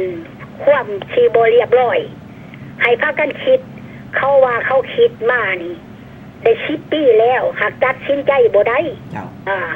ลาบาดนี้เขาว่าตัดสินใจได้แล้วบักหัวหนา3โตที่ออกไปล่ะยังสิมีตามกันออกไปอีก โอ้ โตนั่นแหละหมู่เพิ่นสิยุ่งละบาด เออเรื่องที่ว่าอันเจ้าเมืองใหม่บ่หรือว่าผู้แทนใหม่เพิ่นเฮาบ่เว้าดอกว่าอันเจ้าชีวิตพาเสด็จเพิ่นเฮาบ่เว้าเขาบอกว่าพวกอันหัวตำนะพวกหัวขี้เลื่อยนี่ให้ว่าซั่นซะเพื่อนยังอ่านเขาบ่เห็นนี่ละไก่โลกเดียวมันสิตัดไก่โลกเดียวนี่ล่ะจังได๋ก็ยามันแต่ว่าเว้าตัวนี้ล่ะก็ได้ซ้ำนี่ล่ะเนาะเจ้าที่อาจบ่ได้ตัวเด้อนี่แม่นแท้ๆตัวนี้เจ้าหากว่าเป็นยังบ่ออกหรือสิบุกเป็นยังบ่ออกอันน่ะกองท้ายเอาว่าบ่ออกคันออกนี่อันมันสิรักษาความลับบ่ได้โอ้ยก็แน่นอนล่ะว่าสิไปออกเฮ็ดหยังถูกต้องระบาดนี้ให้เฮาเว้ากันนี่ดีกว่าโทรเขาเล่าโทรเขาเล่าโอซี่ก็เฮาก็โทรได้อยู่เอาบ่ได้โทรบางคนเขาโทรอยู่ว่าซั่นโทรเขามาแล้วก็เอเชียเซรี่ก็ได้โทรเขาไปอยู่3เทื่ออันนี้เจ้าผู้นี้อันแม่นอันทหารเก่าโอ้พวกแก้วลาวแต่ก่อนหัวหน้าพาไปบักนึงนั่นบักที่2บักที่3นี่แปลว่าดับเขาออกไปเดี๋ยวนี้นี่หาว่าเขาผิดกันกับเมียแล้วก็แม่เฒ่าพ่อเฒ่าไรนี้แล้วก็ถึกว่าบิดหูว่าซั่นจิตแล้วแต่มันสิบิดเกยเลยว่าหยอกเขาซะบ่ว่าแต่บิดหูล่ะคันหมู่เจ้าเพียงพ่อคันหมู่เจ้าพร้อมล่ะข้อตั้งแต่ยั่งแต่ห้ำกับค่อยแล้วก็ยาเด้อน้องลูกเด้อคักตื่นใจเจ้าว่าให้ธนะเขาก็อดบ่ได้เขาก็ฮู้โอ้ยยังมันตื่นใจผู้ค้าบ่เว้าจักสิว่าไปจังได๋จังว่าไอ้รอบคอบมันจังบ่ถือรอบตัวเองแม่น่ะไอ้เงี้ยวให้มันบิดปลายตีนเด้อคั่นนั้นแม่น่ะบิดเขาว่าบิดก็เพราะว่าย่านว่าไปแล้วกลับมาคือต้นมาใกล้แล้วกลับคืนเมื่อหั่นนะแม่นบ่เป็นเขาว่าเป็นบ่เป็นแล้วไปเลยว่าแม่นล่ะไปเลยบ่มีหยังดอกเบิ่งเพิ่นบ่โทรมาขอเจ้าโอ้ยคักอันนี้นี่คักแหละนี่ว่าไอ้เด้อว่าจะบ่เป็นหยังเจ้าไปเลี้ยงหมู่เจ้าตั้งแต่ข่อยมาอยู่มีกาจะว่าจักปีแล้วข่อยนี่ไปอุดหนุนหมู่เจ้ามาอยู่ตลอดแม่นความจังได้วัดข่อยก็สร้างวัดจังได้โรงเรียนข่อยก็สร้างโรงเรียนจังได้หยังข่อยสร้างให้หมดพ่อแล้วผู้เจ้ายังสิบ่เอาเกียรติให้ข่อยจักหน่อยอีกน้อว่ะนี่บาทนี่แหละเขาว่ะดีใจจังว่าวางเรื่องวัดเรื่องว่าศาสนาเฮาก็ฮู้จักอยู่แล้วเนี่ยเอ้ยแม่นความเพราะว่ามีคนป้อนไปอยู่หักเลยบ่โทรหาเพราะว่าเรื่องตัวนี้นี่ก็ขน้อยก็เฮ็ดเรียกอยู่มันอ่อนแห้งแล้วเดี๋ยวนี้บ่สิว่าอ่อนบ่เอาหนังสือธรรมะสภาไปแล้วก็เอาหนังสือมาจากมัสยิดเสร็จไปมันอ่านแล้วมันว่าให้ผู้ขานี่ไปบ้าไปบ้าเจ้าทานให้มันอ่อนลงกว่านี้เพราะว่ามันบ่จักกฎหมายมันบ่จักหยังโอเคมันเฮ็ดไปว่าเอาอยากเอาควบปากบ่เอาใส่ชนะนะมันเป็นไปบ่ได้บัดแล้วมันญาติบัดนี้บ้านนี้เปิดดันเมนบุญเนาะบุญแล้วพวกดงเสือสร้างซ้ำหัวก็มีเนาะเข้าย่อมือไวขน้อยนะสร้างซ้ำหัวนะเขาจักที่เขาไปถึงแต่พี่เขาจักเด้เขาจะบ้านนี้เพิ่นอ่อนได้บัดนี้ญาติได้บัดนี้เอาเงินมาใส่ว่าเอาเงินมาใส่ให้เจ้านุบให้คนแน่เด้อไว้ให้คนแน่เด้อให้คอยอ่อนกำลังแน่คอยนี่เว้าพูดไปแล้วเนาะแข้งพูดแล้วเนาะกันว่าเอาได้หันนะต้นเอานะหันเขาจะเอาสร้าง3หัวขึ้น3เทื่อก็เอาลง3เทื่อบ้านนี้หันเสื้อนี่หันแม่นผู้ขาไปเว้านำบัดนี้อันนี้ครูบ้านนี้ก็มาจากลาวเดี๋ยวนี้มาใหม่ๆเด้อ อันว่าบ่มีครูบานี่เจ้าสิเฮ็ดจังไดอันบ่มีอุปยักอุปยุกสร้างวัดเม็ดเจ้าสิมาอยู่ได้ไสห้ามเท่านั้นดอกก็บ่เว้าลายคันเฮาเว้าลายมันก็ย่านมาบ่แล้วบุญพระเวทเจ้าเว้าตรงๆซะให้ว่าซั่นซะเรื่องตัวนี้มันเป็นคือแน่นั้นบ่ต้องตกใจเพราะว่าในนี้หันขน้อยครอบคุมบ่ต้องตกใจเรื่องพระทรงองค์พระเจ้าต้นกินดอกกินดาบ่ต้องเว้าขน้อยพากเงินเมื่อลาวพากใส่วิโลกอยู่บันดาลเล่าก็บ่อันนั้นจนว่าพวกจะธนาคารเองโทรมาว่านวดซื้อว่าอินทิราชนี่ห้ามเด็ดขาดบ่อยพากเป็นไผบ่อยพากกินดาว่าซั่นโอ้นี่โอ้เอานาอาจารย์บุญมีหันมาขายมันเป็นคนอิ่มคือกันแล้วก็ไปสร้างนี่เนาะไปสร้างอยู่อินเดียนี่เนาะเดินเอาเงินผู้นั้น200 300ไปซอยเมื่อเฮ็ดเทื่อในเมียพุ่นเมียหันซื้อว่าสมอนปล่อยเมื่อคือเมียเป็นนั้นโอ้ยเดี๋ยวนี้เป็นอาเซียใหญ่แล้วเดี๋ยวนี้เมียก็เป็นคุณนายแหละเดี๋ยวนี้ขดดอยากไปเยี่ยมเนาะอยากไปเยี่ยมมันสวนสมุนไพรตัวนาเจ้านาโคพญานาคราชไอ้บ่ฮอดต้มแห้งลายเขาบ่ได้กลับนี่ก็เพราะว่าเพิ่นบ่เที่ยงถ้ำเพิ่นบ่อยเขาเด้แน่นั่นโอเคอย่าเอื้อยเท่านั้นล่ะโอ้ยคักอ้อมข้อกันได้บ่แล้วขอบใจหลายๆเด้อกันมีข่าวก็เอามาเว้าให้พี่ให้น้องฟังได้คักอันนี้นี่แหละให้พี่น้องเฮาได้มีกำลังอกกำลังใจเจ้าด้นเทื่อนึงคันเฮาสิเว้าไปเรื่อยๆมันก็บ่เป็นอย่าเอื้อยแม่นล่ะว่าเมียเว้าอยู่เบิดปีเบิดศาสตร์เป็นสิยังฟังล่ะเจ้าคักอันนี้คักแล้วอันนี้นะโอเคเจ้าขอบใจเด้อโอเคขอบใจหลายๆเจ้าโอเคอยู่ดีมีแฮงสู้ๆน้ำกันเฮาน่ะโอเคเจ้าต้องห่วงเจ้ากินบ่ต้มดาบ่มีญาติผู้ใดดอกเจ้าโอเคบายโอเคบายโอ้คักดุนเพิ่นโทรเข้ามาเนาะแม่นวลนี่ไปว่าสุดใจการเว้านี่เพราะว่านักต่อสู้แท้เพิ่นได้ข่าวหันข่าวนี่เรื่อยอันข่าวนี่ก็คักเห็นบ่นี่ล่ะมันก็มีอยู่แล้วอันหน่วยต่อสู้แนวหน้านี่นะอันนี้เว้าสั้นๆเนาะแต่เฮาสิมาเปิดเผยให้พี่ให้น้องฟังหมดสุผู้สุคนมันก็บ่ได้ล่ะเว้ยมันก็ต้องมีความลับนำและบ่จำเป็นสิต้องมาออกหยัง Facebook สวิกให้คนเห็นแต่ยังว่าอันเฮาเป็นกองโจรนะสิไปอันสู้กับโจรนี่สิมาบอกมันก่อนได้ซั่นบ่แม่นบ่ล่ะ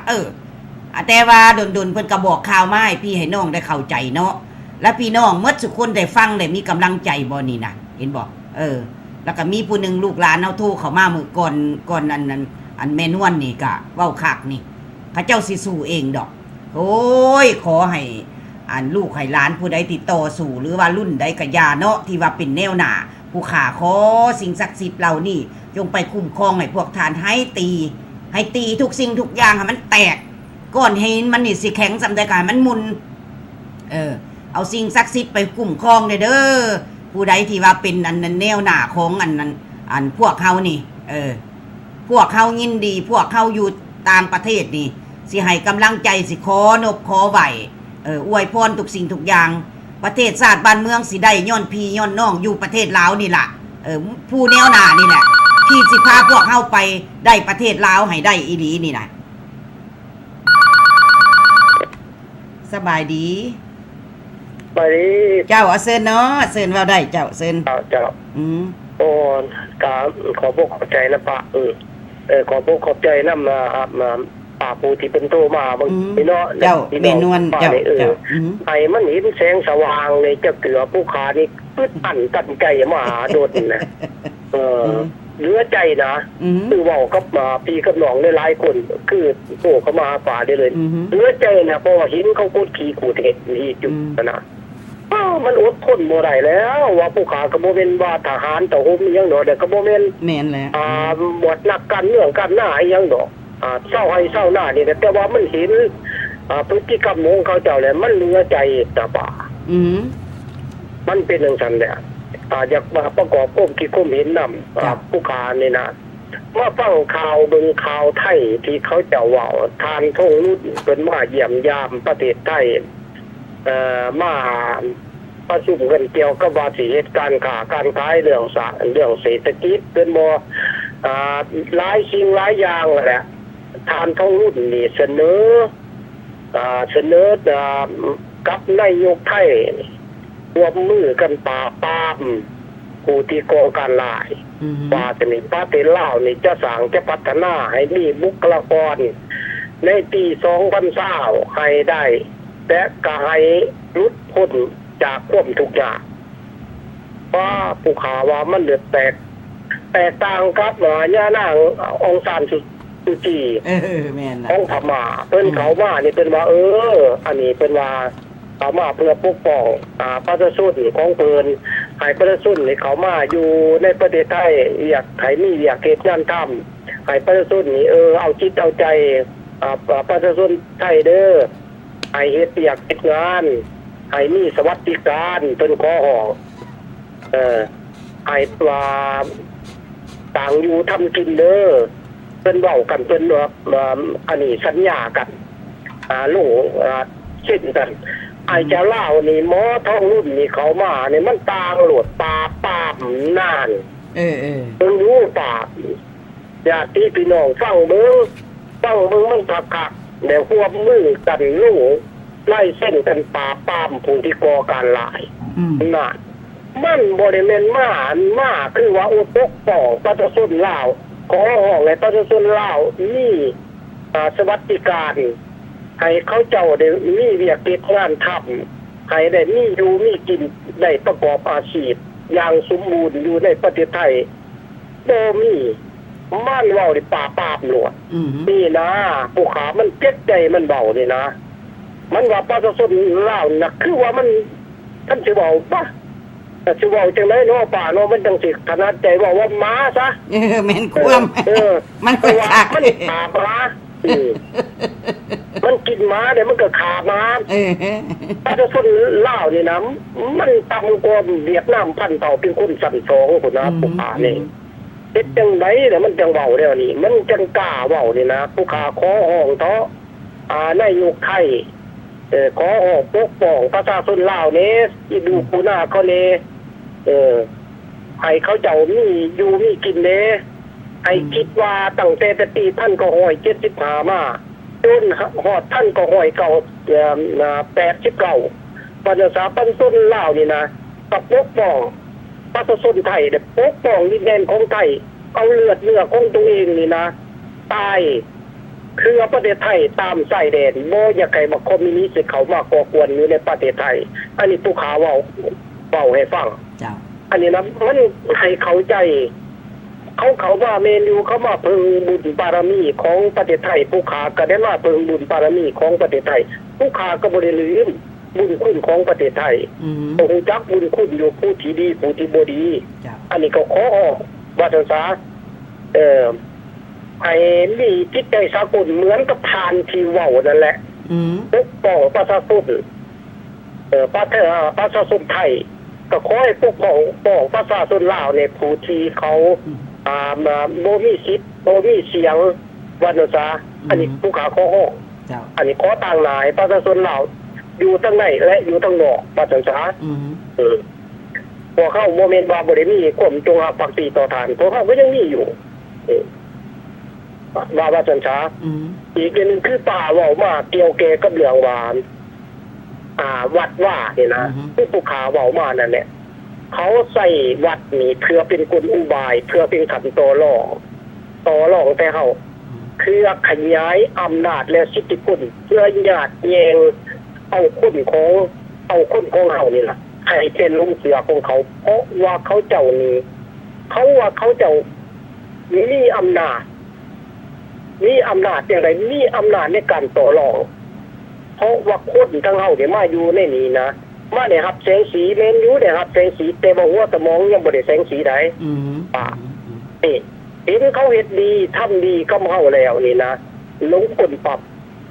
ไปส่งเสริมสุขอยู่ปรับทันทีแล้วบ่คิดเห็นประเทศชาติบ้านเมือง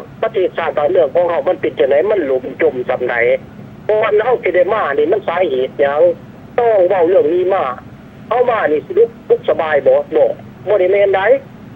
ก่อนเฮาสิมานี่ปืนเขายิงหัวเด้ปะเขายิงหัวได้ข้ามน้ำนั่นนะเมื่อข้ามมาประเทศไทยนี่บ่ทันออกประเทศไทยอยู่ในกลางน้ำต้องใช้ไปยิงหัวอีกได้เขาเห็นนี่นะ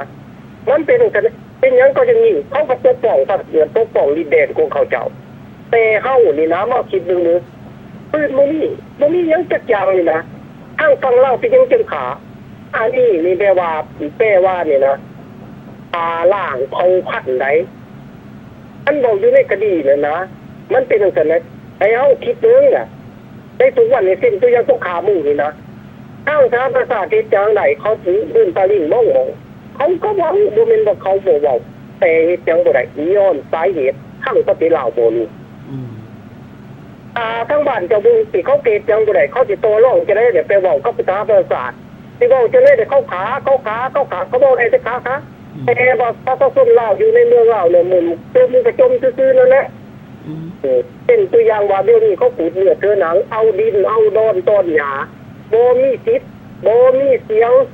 ลูกเด็กน้อยที่เขาเยี่ยมได้ก็ได้จ้างผู้ที่ทุกข์จนก็บ่ได้เฮ็ดหยังผู้ที่เข้าทหารก็บ่ได้เขาออกว่าเจ้าตรงนี้40 บาท40,000 บาทเจ้าในของสิเอามาจังไดล่ะนี่นะให้พี่น้องคือบ่มีเงินท่านขอมาต่างประเทศพี่น้องทั้งต่างประเทศบ่มีก็สิจังได๋ที่จะอยู่ลูกหลานอยู่ทั้งคนบ่มีมันก็จำเป็นแหละเหตุนั่นนะให้ทั้งคุณนั่นนะลูกต้องลูกให้มีคิดมีใจบ่แม่นจะให้คำสาดอื่นมาเหยียบดังบักตูมานี่บ่บักท่องรุ่นบ่บักท่องจริงบ่ใน13ตัวในกระบวนการนั้นทุกกระบวนการล่างมันลงตั้งแต่ขั้นพื้นฐานสิไปบักพื้นฐานบักชาวบ้านบักต้องร้อนมันเฮ็ดบ่ดีเอามันยังเอาเฮ็ดเท่าหลับได้เป็นยังเฮาจะเฮ็ดมันหลับบ่ได้วะฮะจะถามลูกถามหลานถามทีถามหนึ่งตั้งแต่เป็นเนื้อจนหอดไข่ของประเทศลาวได้ตัวประเทศลาวเลยล่ะดูที่ใจวะด้วยใจนั้นเราไปใส่ได้ใจมาขาคนลาวตัวเองที่ต้องตามประเทศดีวะบัดจนมากเลยห่อผ้าหนีถ้าห่อผ้าหนีลูกพี่น้องนี่จะบิดไปจะเป็นไหนที่เฮ็ดจังไรล่ะไอ้พี่น้องลูกหลานนี่คิดมือทานมันมีส่วนร่วมอยู่เนี่ยทานที่ว่ามันมีส่วนร่วมในพี่อยากที่พี่น้องของต่างประเทศทานบอกบัวไหลเลยทานบอกบัวไหลทานนี่ส่วนรวมทานนี่ส่วนรวมต้องทานกับเอามันคือต้องพักมันขึ้นก็ไม่ไปตายมือนี่ไม่เหยียบดังตรงก็ปีมูนี่จะห้องว่าปีห้องก็เท่าอยู่ตัวห้องเท่าอยู่ในแลนแต่ตายได้ตั้งสาบศาสตร์เองตั้งสาบศาสตร์กลัวลูกนะไอ้ก็แลนเมื่อแต่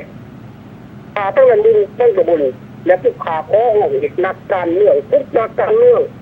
ทุกองค์กรอยู่ในสหรัฐอเมริกาอยู่ในตัวลูกนี่นะยาเฮ็ดเป็นเอกเทศเอกต้น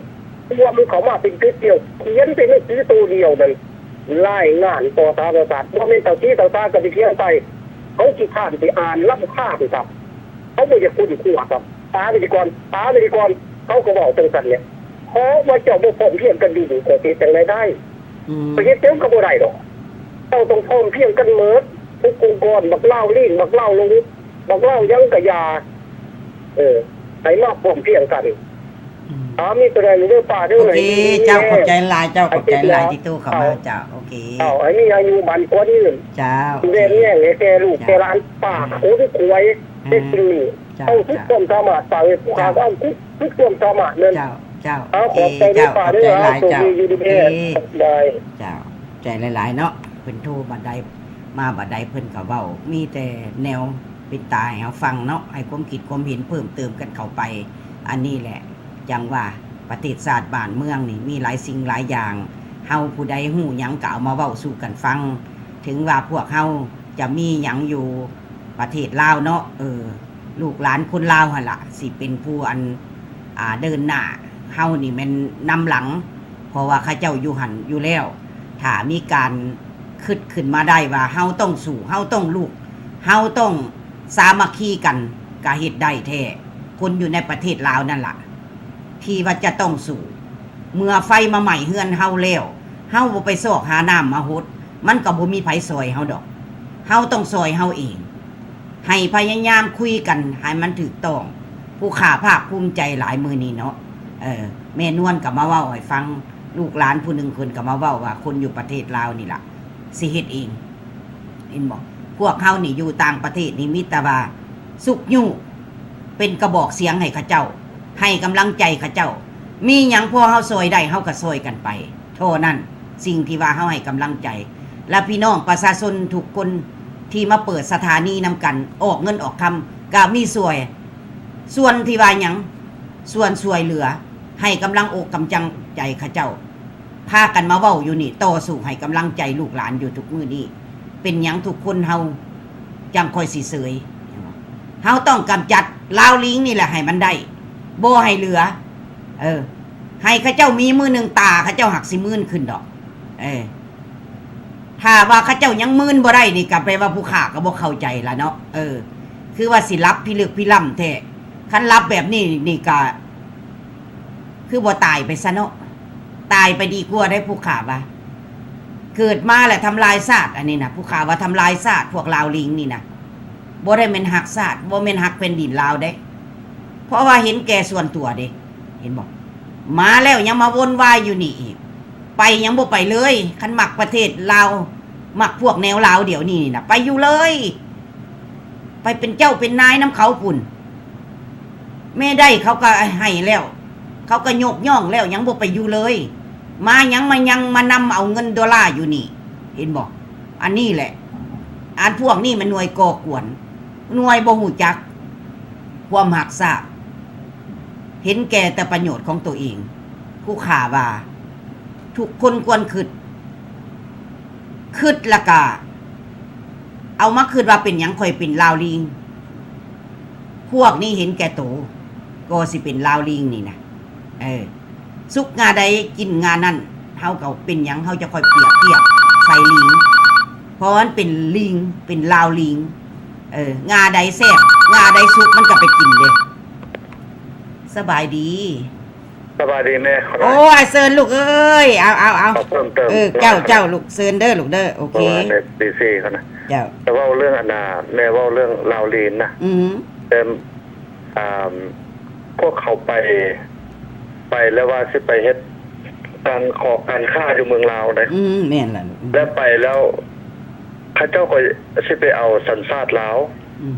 เมื่อเอาสัญชาติลาวและพวกสปป.ลาวนั้นอันพวกภาครัฐเดี๋ยวนี้บอกว่าจะต้องตัดสัญชาติอเมริกา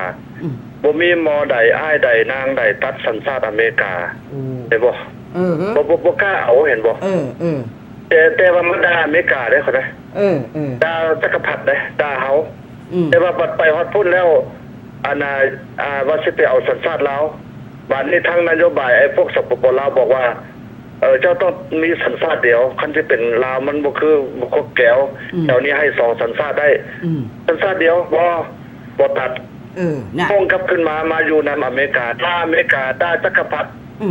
แล้วก็ยังมาใช้เงินดอลลาร์อยู่พวกนี้นี่นะนี่นะมันพวกนี้นี่มันเป็นพวกอคตัญญูที่สุดเขาบ่เป็นพวกศาสนาได้บ่มีศาสนาพวกนี้นะเขาได้มันว่ามันนั่นน่ะพวกสปป.ลาวดีบัดไปมันก็บ่กล้าสัญชาติอยากได้อยู่แต่ว่าอยากได้2สัญชาติไปอยากมาจากไปจากมาพวกพาคือกันมาวัดเขียวซื้อเข้าไปแล้วเขากลับมาไปก็กลับมา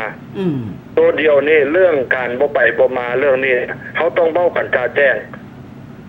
พวกสปป.ลาวเห็นว่าจุดอ่อนของลาวนอกนี่น่ะเรื่องศาสนาอันเดียวคั่นน่ะบ่มีแนวอื่นที่จะเอามาล่อได้แม่ยิงมันก็เป็นประเด็นไอ้พวกเฒ่างูนั่นมันเข้าไปพวกอันน่ะมันหาเมียบ่ได้มันไปซอกพุ่นคันมันดีมันก็เอาอยู่พี่แหละมันไปซอกอยู่พุ่นอะไรน่ะแต่ว่าเรื่องศาสนานี่คนเฮามันงมงายตัวนี้ซื่อๆแต่ว่าในองค์การสงฆ์นั้นในสหรัฐอเมริกานี่น่ะมันมี2พวกคือกันพวกนึงฝ่ายเสรีนิยมพวกนึงพรรคคอมมิวนิสต์เขาเลยแล้วยังมีอยู่เดี๋ยวนี้น่ะพวกนึงอยากจะตั้งหาขึ้นมาว่าบ่มักนโยบายคือจากวอชิงตันจากอาจารย์จันดาเป็นคนโทรมาไถ่พระไอ้นอกนี่เขามาเป็นประธานสงฆ์อันนี้พระสงฆ์พวกอพยพกำลังบ่พอใจที่สุดเราเฮ็ดมาตั้งนานอันนี้เขาต้องบอกจะแจ้งเลยมันเป็นจังซั่นเขาบ่มักจากจี้เอาภัยก็จี้ไปจี้เอาพระไอ้นอกมาเป็นนานประธานสงฆ์เขาจึงบ่ไปบ่มาอันเรื่องศาสนานี่มันเรื่องมันเป็นจังซี่นะมันเฮาจึงทุกข์จึงยากอยู่ปัจจุบันนี่เขานะคืออันยาแม่เพิ่นเว้าอันยาแม่นวลเพิ่นเว้าอันเนี่ยเขาทุกเขาได้เป็นเป็นเจ้าพ่อเป็นเศรษฐีแล้ว แล้วเอาเงินไปให้เขามาเอาเงินไปสร้างห้างสร้างมีให้เขาต้องคิดเบิ่งแล้วเฮาถูกได้ขนาดพร้อมด้วยคณะพวกนั้นแหละมันอยู่ในรวมกันกินอยู่ในหันนั่นแหละเขาต้องเอาตัวนี้มาประเด็นคันบ่แก้ตัวนี้นี่ไปบ่มาอยู่ตลอดเขานะเรื่องศาสนาตัวนี้การเมืองมันเข้ามาตัวนี้นี่แหละทีนี้องค์การสงฆ์มันก็อยากจะแตกปุ๊บมันเป็นสองฝากฝั่งแล้วเห็นบ่พอใช้อำนาจพอมีเงินแล้วมันก็เป็นมาเฟียเขานะแล้วก็ไม่เฮ็ดเรื่องนี้เห็นบ่ไอ้ตีก็บ่ได้จะได้บาดนี้นะทั้งกินเขานอนอันกุฏิเขาซื้อให้เนี่ยยังสิมาเว้าให้เฮาอีกขนาดเขาได้นี่นะบ่มีพระสงฆ์ใดในโลกที่จะเป็นบ่เหมือนกับพระลาวเขานะพวกนี้มันมาหาเงินซื้อได้เขาหน่อยเขาได้เว้าหลายเทื่อแล้วจีนนั้นอยู่ใกล้ประเทศลาวเป็นอย่างมันบ่ไปแก้วมันอยู่ใกล้ว่าเป็นพี่น้องมันคือบ่ไปสร้างอยู่หั่นนะพวกเว้าภาษาแขวก็มีพระไอ้น้องหั่นน่ะมาอยู่นี่นะบ่ได้เป็นไงบ่ไปสร้างอยู่พุ่นก็พอดอลลาร์ก็อยากจะมาสร้างอยากได้เงินดอลลาร์เว้าแจ้งโลดเขาหน่อยบางวัดนี่มันบ่มีญาติโยมเขาก็บ่ได้อยู่เขาก็ไป 2-3 องค์ก็เป็นกลุ่มกันไปแหละเหมือนกับอันเมามันบินแล้วตกลงปีกหักแล้วเขาก็ตามกันไปพวกนี้มันจะเป็นกลุ่มกันไปแล้วพวกนี้มันเหมือนกับไปหากินนะพวกนี้เขาจะไปน้ำกันเป็นกลุ่มกันไปเลยพวกนี้นะแล้วเขาติดต่อแม่หานางหมายพวกผู้เฒ่าทั้งหลายเป็นคาเสิร์ตให้เขาแล้วตนนี้นี่แหละเขาต้องมาบอกตนนี้เขาต้องเอาจริงเอาจังครับนี่แล้วมันจึงจะคอยได้เขาหน่อยดังนั้นจึงว่าเรื่องการเมืองนี่ก็เรื่องการเมืองว่าเรื่องการเมืองนี่ให้ระมัดระวังที่สุดเรื่องนี้นี่นะบางสิ่งก็เปิดเผยได้บางสิ่งก็บ่เปิดเผยได้เพราะว่าพวกนี้เนี่ยเขาฟังอยู่เขาจะเฮ็ดวิธีใดจะแก้ไขตัวนี้นะเพราะแม่นการหลอกลวงทั้งนั้นเลยเขานะตัวนี้ฮะนะคันว่าหลอกลวงก็มาเว้าเรื่องความจริงนะเขาเว้าหลายเทื่อแม่ก็เว้าหลายเทื่อคันแน่ใจก็เอาถุงมาปักแน่น่ะเอามาปักแล้วลงมึงติเอามาเปิดเผยนะพ่อแม่เฮานี่น่ะจึงจะเป็นให้ก็ตามสร้างก็ต้องเอามาโซมาหาโซโนว่าพ่อแม่ของเฮาคือทุ่งสร้างสำหัวมันต้องเอามาปักให้ฟังบ่แม่นมีแล้วเอาไปไว้ในห้องพุ่นมันบ่แม่นพ่อแม่ขี้ให้ไปไว้ในห้องพุ่นแล้วมันจะเอาทุ่งศาสนามาแล้วก็เอาทุ่งอเมริกามาแล้วก็ทุ่งละหันมาแต่ก่อนเนี่ยอยู่พาเลทที่กันเดินสวนนาปีใหม่เนี่ยเต็มลูกทุ่งสร้างสามหัวเป็นอย่างคือหายไปก็เพราะนโยบายของคอมมิวนิสต์นี่มันก็เบิ่งกันซัดๆเขาหน่อยเว้าจริงนะลองมานั่งกินน้ำสบายกับข้าบ่ตายนะกล้าบอกเพราะว่าหัวใจของพวกท่านนี่คือเท่าใดเขาก็พอเดาได้เขาหน่อยเจ้าสิตัวเท่าใดก็ยาเจ้าสินุ่งผ้าเหลืองนี่ผู้ใดนุ่งก็ได้เขาหน่อยพวกศาสนาอันนั้นฮาริคริสนาเขาก็นุ่งก็ได้มันนุ่งได้แต่หัวใจหั่นน่ะท่านคือจังไดต้องถามเรื่องจิตใจซะก่อนเรื่องนี้หั่นน่ะตัวนี้นี่เขาได้ขอในวันยันว่าเรื่องการเมืองบ่ไปบ่มาเนี่ยมันมีที่มาที่ไปเขายังเชื่อถืออยู่ซองมาเขายังไปบางคนบางพวกไปเอาเมียน้อยเมียนั้นเป็นน้อยอยู่เมืองลาวมันเป็นอันนั้นก็ประเด็นที่2แต่ว่าเรื่องตัวสำคัญเฮายังเอาจิตใจไปฝากนำเรื่องสิ่งที่เฮายังบ่เห็นนี่นะเฮายังที่บ่เห็นนี่นะเฮาทุกข์เฮามีปัญหาเฮาเจ็บเฮาปวดเฮาไปคือฝากฝังไว้ชีวิตสิ่งที่เฮามองบ่เห็นตัวนี้นี่แหละมันแทรกแซงเข้ามาคอมมิวนิสต์มันคืออย่าแม่นวลเพิ่นว่าว่าแหละมันใส่พวกนี้เข้ามาซื่อๆเลยคันบ่มีพวกนี้พวกนั้นมันบ่มีมาถึงขนาดนี้การต่อสู้หรือว่าความหักกันนี่นะมันจะเข้มแข็งอยู่ตลอดอันนี้นี่แหละเข้ามาแม้แต่องค์การสงฆ์ก็แตกเป็น2ฝากฝั่งรายงานมานักใจจริงๆอยากจะออกมาตั้งโดยต่างหากโดยคอนโต้จากลาวพุทธวงศ์เท่านั้นเอาพระไอ้นอนี่เข้ามายัดเยียดให้ทุกวัดทุกแล้วก็ตั้งเป็นองค์การสงฆ์คือพระลาวแดงนี่มาเฮ็ดจังไดมันสิมาหาเขาพวกนี้มาหาเขาลองรับตามึงคิดเบิ่งเงินทองเฮาไปให้เพื่อว่าจะสร้างสิ่งสมบัติของเป็นความเป็นศาสตร์อพยพของเฮามาตกอยู่แห่งนี้ให้น่ะและเขามาเอาไปคุณมีไปสร้างหางมีให้ครอบครัวเขาให้ลูกให้เมียหรือให้นั่นใดกิจการของเขารับตาเบิ่งเสียใจ2มาคือเฮาโง่คือจ้าที่สุดบ่มีจ้า แล้วก็ตายเป็นตลาดของเขาเนี่ยเขาต้องคิดแม่เขาไปฝากฝังไว้นั่นน่ะเขาซวยให้แนวใดเขาได้แดกเขาก็ได้ซวยหยังเขาหน่อยมีแต่เอาแจกซองข่าวเท่านั้นบ่ได้ซวยหยังทั้งหมดบ่ได้ซวยหยังเพราะนั้นจึงว่าเอาไปคิดเอาเรื่องนี้นะเขาก็คิดเอาว่าเขาเสียวิธีใดอันนี้นะเขาก็ต้องมาเว้ากันปลดปลงนี้เอาออกมาการเว้ามันก็มีหลายประการเว้าน้ำพอน้ำแม่ก็อย่างนึงเท่านึงการเว้าในการนักการเมืองนั่นก็ให้ระวังไปสุดบางเทื่อทรัพย์ที่มันคือน่ะแม่ว่าว่าแหละบางสิ่งก็เปิดเผยบางสิ่งก็บ่กล้าเปิดเผยเพราะมันฟังอยู่ว่าคณะเว้านั้นนี่ขึ้นมาเขามีทางที่จะแก้เขามีองค์กรของเขาเจ้าที่มาโต้ต้มเฮาโดยชัดเจนแล้วเฮาก็เบิ่งบ่ออกแต่ว่าพวกนี้เฮาก็ไปเข้าน้ำเขาเอาจึงมีปัญหามาถึงทุกวันปัจจุบันนี้และก็จะมีปัญหาไปตลอดคนทางการต่อสู้นี่น่ะเฮามองบ่เห็นเลยสุดเร็วบ่ฮู้ว่าเมื่อใดที่จะจบแต่พวกเฮา4-5 คน 1,000 ปลายและก็พร้อมด้วยทั่วโลกต่อสู้บางครั้งก็ล้มบางครั้งก็ยืนบางครั้งก็คานไปเฮาบ่ถอยเอาจนวันสุดสิ้นหายใจเฮาฮู้ตอนว่าต้นเหตุมันมาจากไสทำทั้งหลายมาเพราะเหตุเฮาบ่แก้ต้นเหตุบ่ได้ก็ได้เฮาต้องหยุดได้สิ่งนั้นเพื่อชาติเพื่อบ้านเพื่อเมืองศาสนามันเป็นยอดไม้ซื่อๆเหมือนยอดผักหวานบ่เป็นยอดผักไอตูเฮาดัดไปกินดัดถิ่มไปมันก็โปร่งได้แต่ว่าถ้าเรื่องความเป็นชาตินี่น่ะถ้าขาดแล้วยอดลมมันมัดศาสนาเอาบนไหนได้ขนาดนี่แหละมันบ่แม่นแต่ศาสนาพุทธแจกเขาเท่านั้นแหละศาสนาคริสเตียนพวกอื่นเขาเจ้าก็มีหังมีเป็นดีนะศาสนาสอนให้คนเคารพสิทธิของมนุษย์และเคารพว่าอันนี้เป็นของไผสมบัติอันนี้ของไผเป็นผู้สร้างมาเจ้าก็ต้องคนเคารพลูกเมียไผเจ้าก็ต้องเคารพชีวิตของไผใครก็ฮักไผก็หวงก็ต้องเคารพสมบัติไผก็หวงคือว่าเฮาสร้างขึ้นมานี่เขาก็บุญเมืองฟ้าหน้าเมืองคนมันต้องมีของตนเองเป็นเอกลักษณ์ของตนเองยังมาเอาเฮาไปนี่นะอันนี้มันบ่แม่นอธินาทานบ่จึงที่เขาหวงหามเขาหวงแหนเขาจึงเว้าเขาบ่ได้ไปเว้าอันนาวัดอันสปปลาวได้เขาบ่ได้เว้าเขาสามารถเขาบ่ได้เว้าคนลาวอพยพได้ดีที่สุดนิสัยดีที่สุดของคนอื่นเขาบ่ลวงล้ำเขาเอาแต่ของเขาที่มันบริจาคมาหรือว่ามันเขามารวมกันสร้างขึ้นมาที่เท่านั้นแล้วก็ไปสิต่อไปก็คือพวกมูซานี่แหละมูซาเขาเจ้าได้ว่าเขาก็ตัวสิทธิสัจจาเนี่ยมันบ่มีอยู่ในหมู่โจรตัว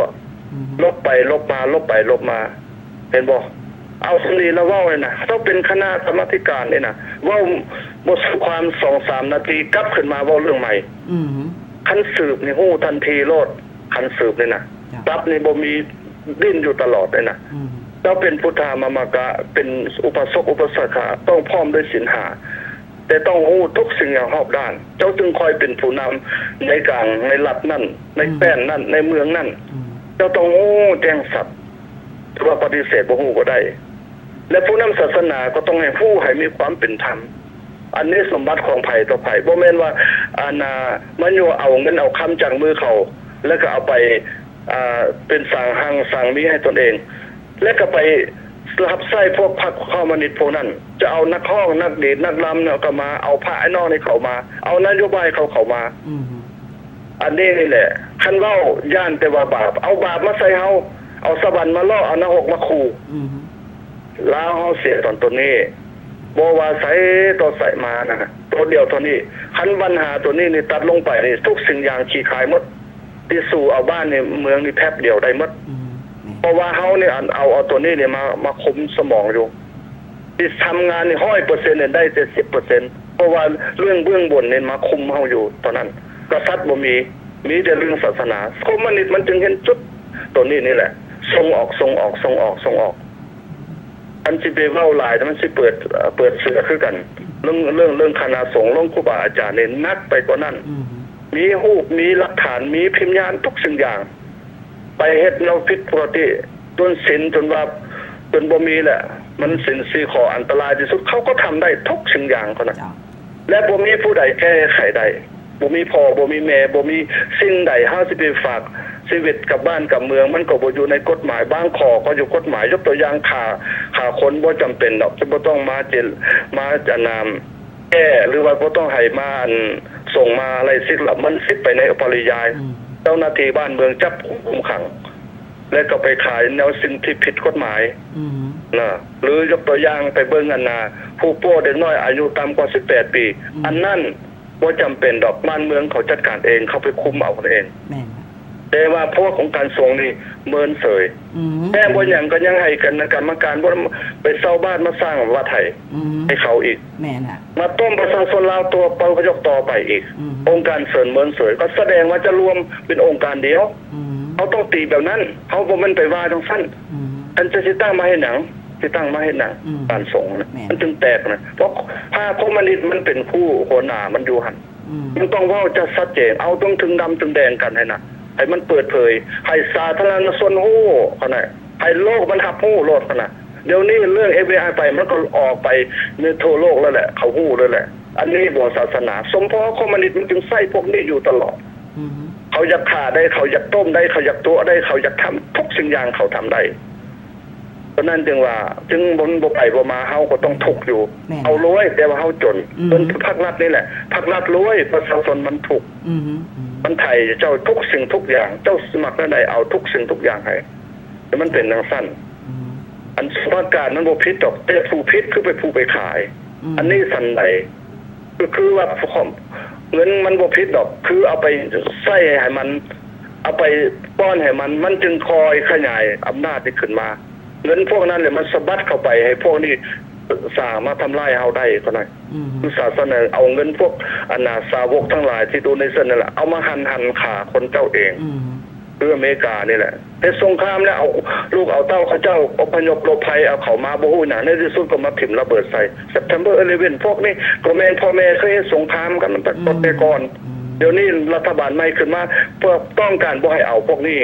อันเหตุใดสงครามจะเอาพวกอันนั้นลัทธิคุมต้องไปสัมภาษณ์ลูกทหารนายทหารแท้ๆแล้วก็ไปเอาพวกนี้ว่ามันจึงรอดเข้ามาในคอมมิวนิสต์ที่เข้ามาตลอดแล้วมาเนี่ยมันบ่ได้หักเขามันทำลายเขามันทำลายคนที่ฮู้ภาษากันนี่แหละมันสิไปทำลายเขมรมันบ่ฮู้ภาษา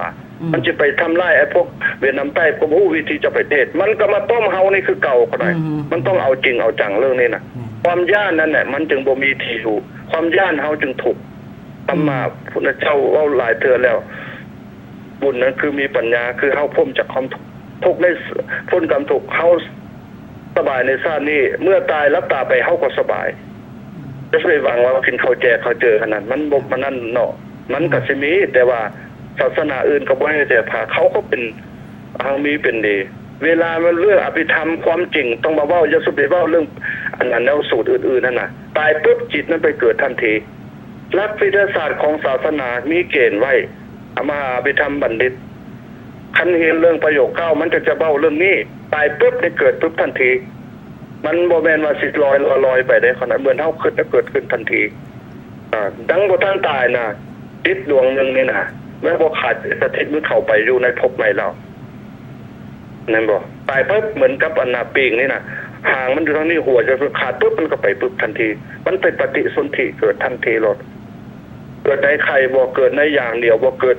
จากพวกโลกบ่และพุทโธขึ้นทันทีคือเพศอสุรกายและเทวดาเอาอภิธรรมมาเป็นหลักแล้วฉะนั้นความอันน่ะสิ่งนี้มันจะหายไปวิทยาศาสตร์เรื่องการศาสนาอภิธรรมเพิ่นจะเอาไปสอนโปรดพระมารดาอยู่เมืองสวรรค์เอาพรรษา3 เดือนจึงโปรดให้เทวบุตรเทวดามาฟังอันนี้เป็นสัจธรรมวิทยาศาสตร์เรื่องศาสนาแท้ๆเอาสิไปว่าเขาแจนะเขาแจอันบางเทื่อมันฝันวิปลาสนี่บางเทื่อคิดหลายบางเทื่อมันก็เกิดขึ้นหลายอย่างความฝันนี่นะมีบางเทื่อนี่มันเทวดาสังหรณ์ก็มีแต่ส่วนหลายมัน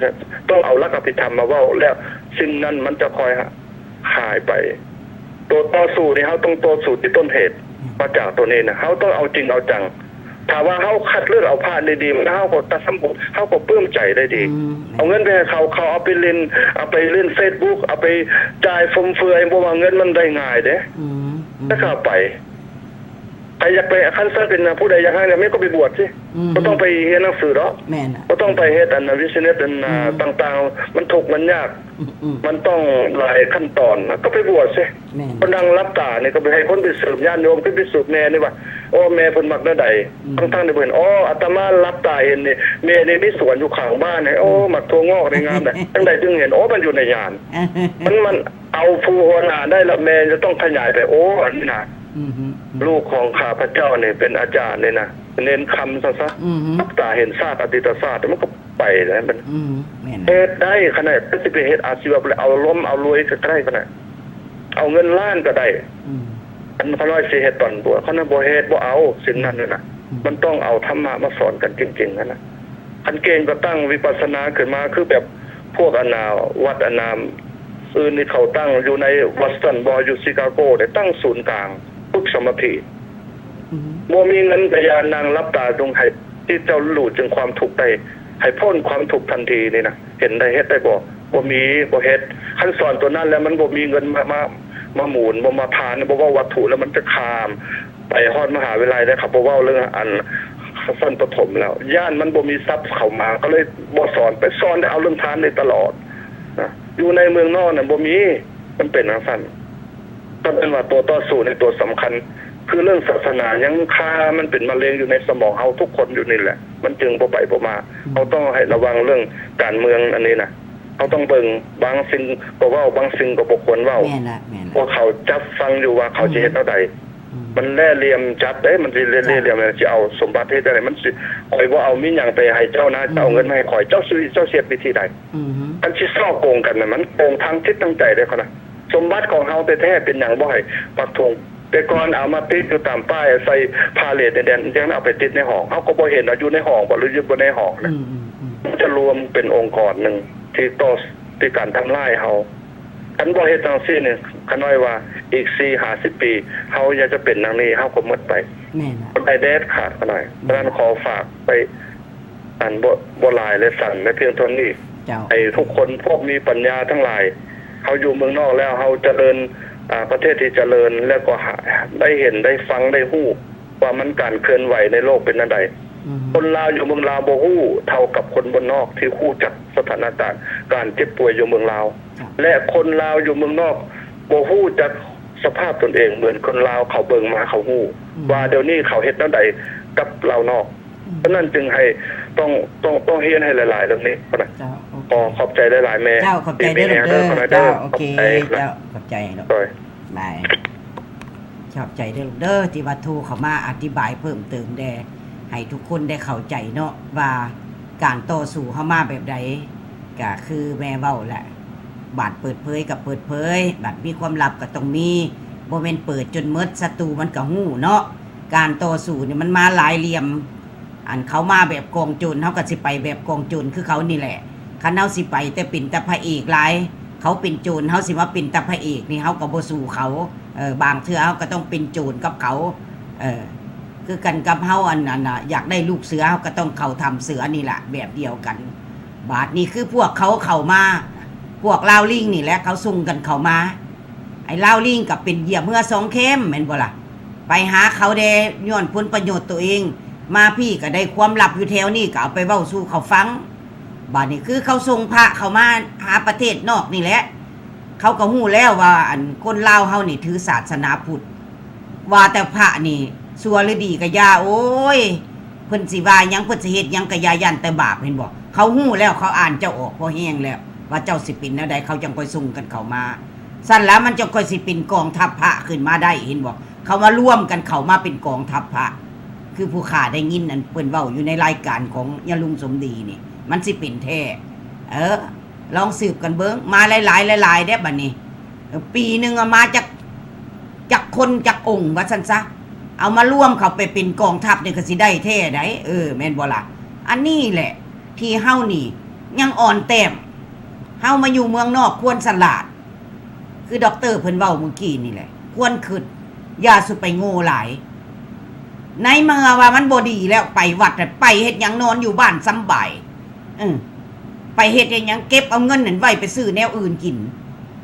ไปก็บ่มีประโยชน์เขาเจ้าเอาเงินเฮานี่ไปหลายแล้ว40กว่าปีแล้ว พวกเฮาเสียเงินให้เขาเจ้านี่เว้าซั่นซะเฮาควรตัดสินใจโลดสบายดี โอ้สบายดี เจ้าเอาเซินเนาะเซินแบบใด อยากออกความคิดก่อนเองสักหน่อย เจ้า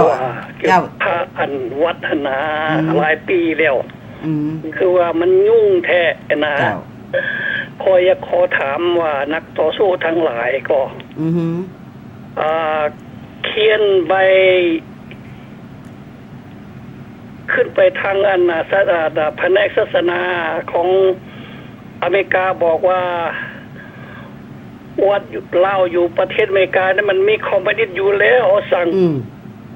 บอกให้คนปฏิเสธโดยให้คนไปเที่ยว แต่ละเขียนไปให้ทางอันแผนกศาสนาของอเมริกาพี่จะได้บ่เนาะนักต่อสู้ทั้งหลายเอ้ยแม่นดร.ค่ำค่อยกะอยากขอถามเพิ่นพอเฮ็ดได้นี่จำเป็นต้องสั่งปิดทั่วประเทศเลยวัดนะน่าจังค่อยมาว่ากันทางหลังแต่เฮ็ดแล้วๆไปจังค่อยมาว่าทางหลังเจ้าตัวนี้นี่ก็คือมันหลายปีแล้วคือว่ากันมันบ่แล้วจักเทื่อนะเจ้าบัดนี้แต่ละท้องถิ่นนั้นเฮาฮู้วันใดบ่มีก็อย่าทั่วประเทศมีจังหวัดนั่นให้สั่งปิดเสียก่อนต้อง3เดือนบ่ให้คนไปปฏิเสธสัก3เดือนเบิ่งว่ามันเป็นจังได๋อันนี้จำเป็นเฮาฟังเราต้องสู้นี่ต้องเฮ็ดขอนักต่อสู้ทั้งหลายคิดว่าให้เขียนหนังสือฉบับเดียวฉบับเดียวส่งขึ้นไปหาทางแผนกศาสนาของ USA นี้เจ้าแล้วก็บัดนี้นี่แต่ละเขตหั่นเอาหนังสือการเดียวหั่นไปยืนให้แต่ละโลเคชั่นแล้วก็บัดนี้เฮาก็สั่งปิดวัดเสียก่อนเพราะมันเปื้อนแล้วเดี๋ยวนี้มันเปื้อนแม่นล่ะมันเปื้อนแม่นล่ะเจ้าแล้วก็ตามข้อเบิ่งมันเนี่ยมันเปื้อนหลายแล้วเปื้อนหลายแม่นล่ะต้องแรงงานโดยกองทหารศาสนาของแผนกศาสนาของอเมริกานี่ด้วยกองอันนี้นักต่อสู้ทั้งหลายให้ขึ้นให้เอาการเดียวคือกันแล้วก็ยืนพบกันเลยเจ้าต้องปิดเสียก่อนต้องโบดอัพบ่ให้คนเข้าไป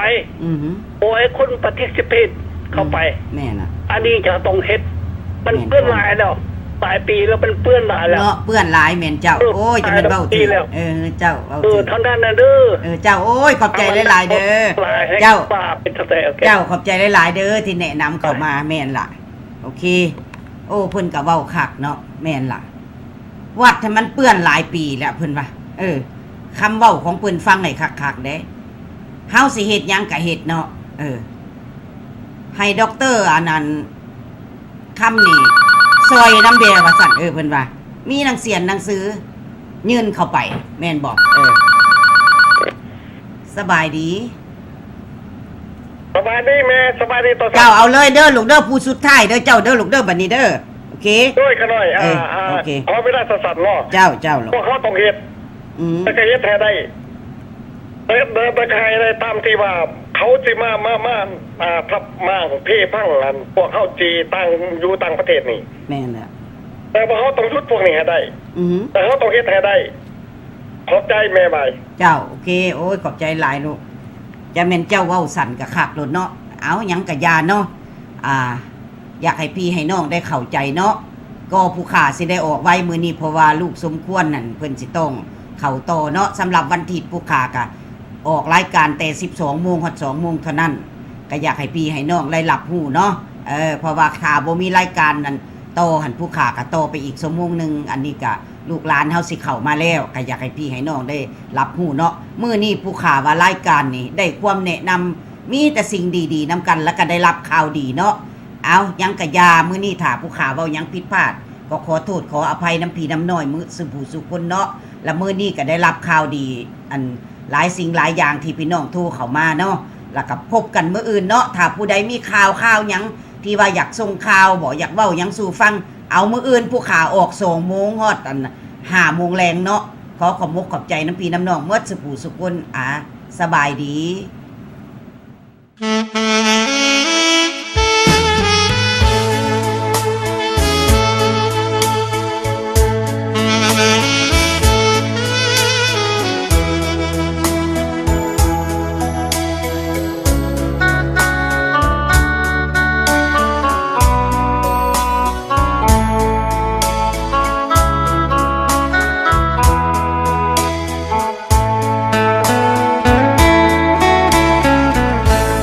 แจ้งตะเวนลอยเด่นแสนงามสุดตาส่องแดนเมืองฟ้าวิมานเวียงจันทร์หลายสีสอดแสงของดวงตะวันงามดังสวรรค์สร้างไว้ให้ฝันเมื่อสมตื่นอกตื่นใจยามใดพบเพียงเธอเดียวสุดลาฟ้าเขียวงามแสนนิยมนกน้อยโผยพินแล้วบินตามลมเป็นคู่สู่สมได้เห็นซื่นสมงามตาเมื่อใดมาเห็นเป็นบุญสร้างไว้ได้เห็นเต็มตาขอฝากกายฝากใจฝากขวัญอุราจนกว่าสิว่าสูญไปได้อยู่เวียงจันทร์เป็นสุขทุกวันและคืนสุดจะสดชื่นและลื่นหัวใจถึงแม้นจากแล้วแสนจะไกลยังฝากใจไว้บ่หลงลืมไหลเวียงจันทร์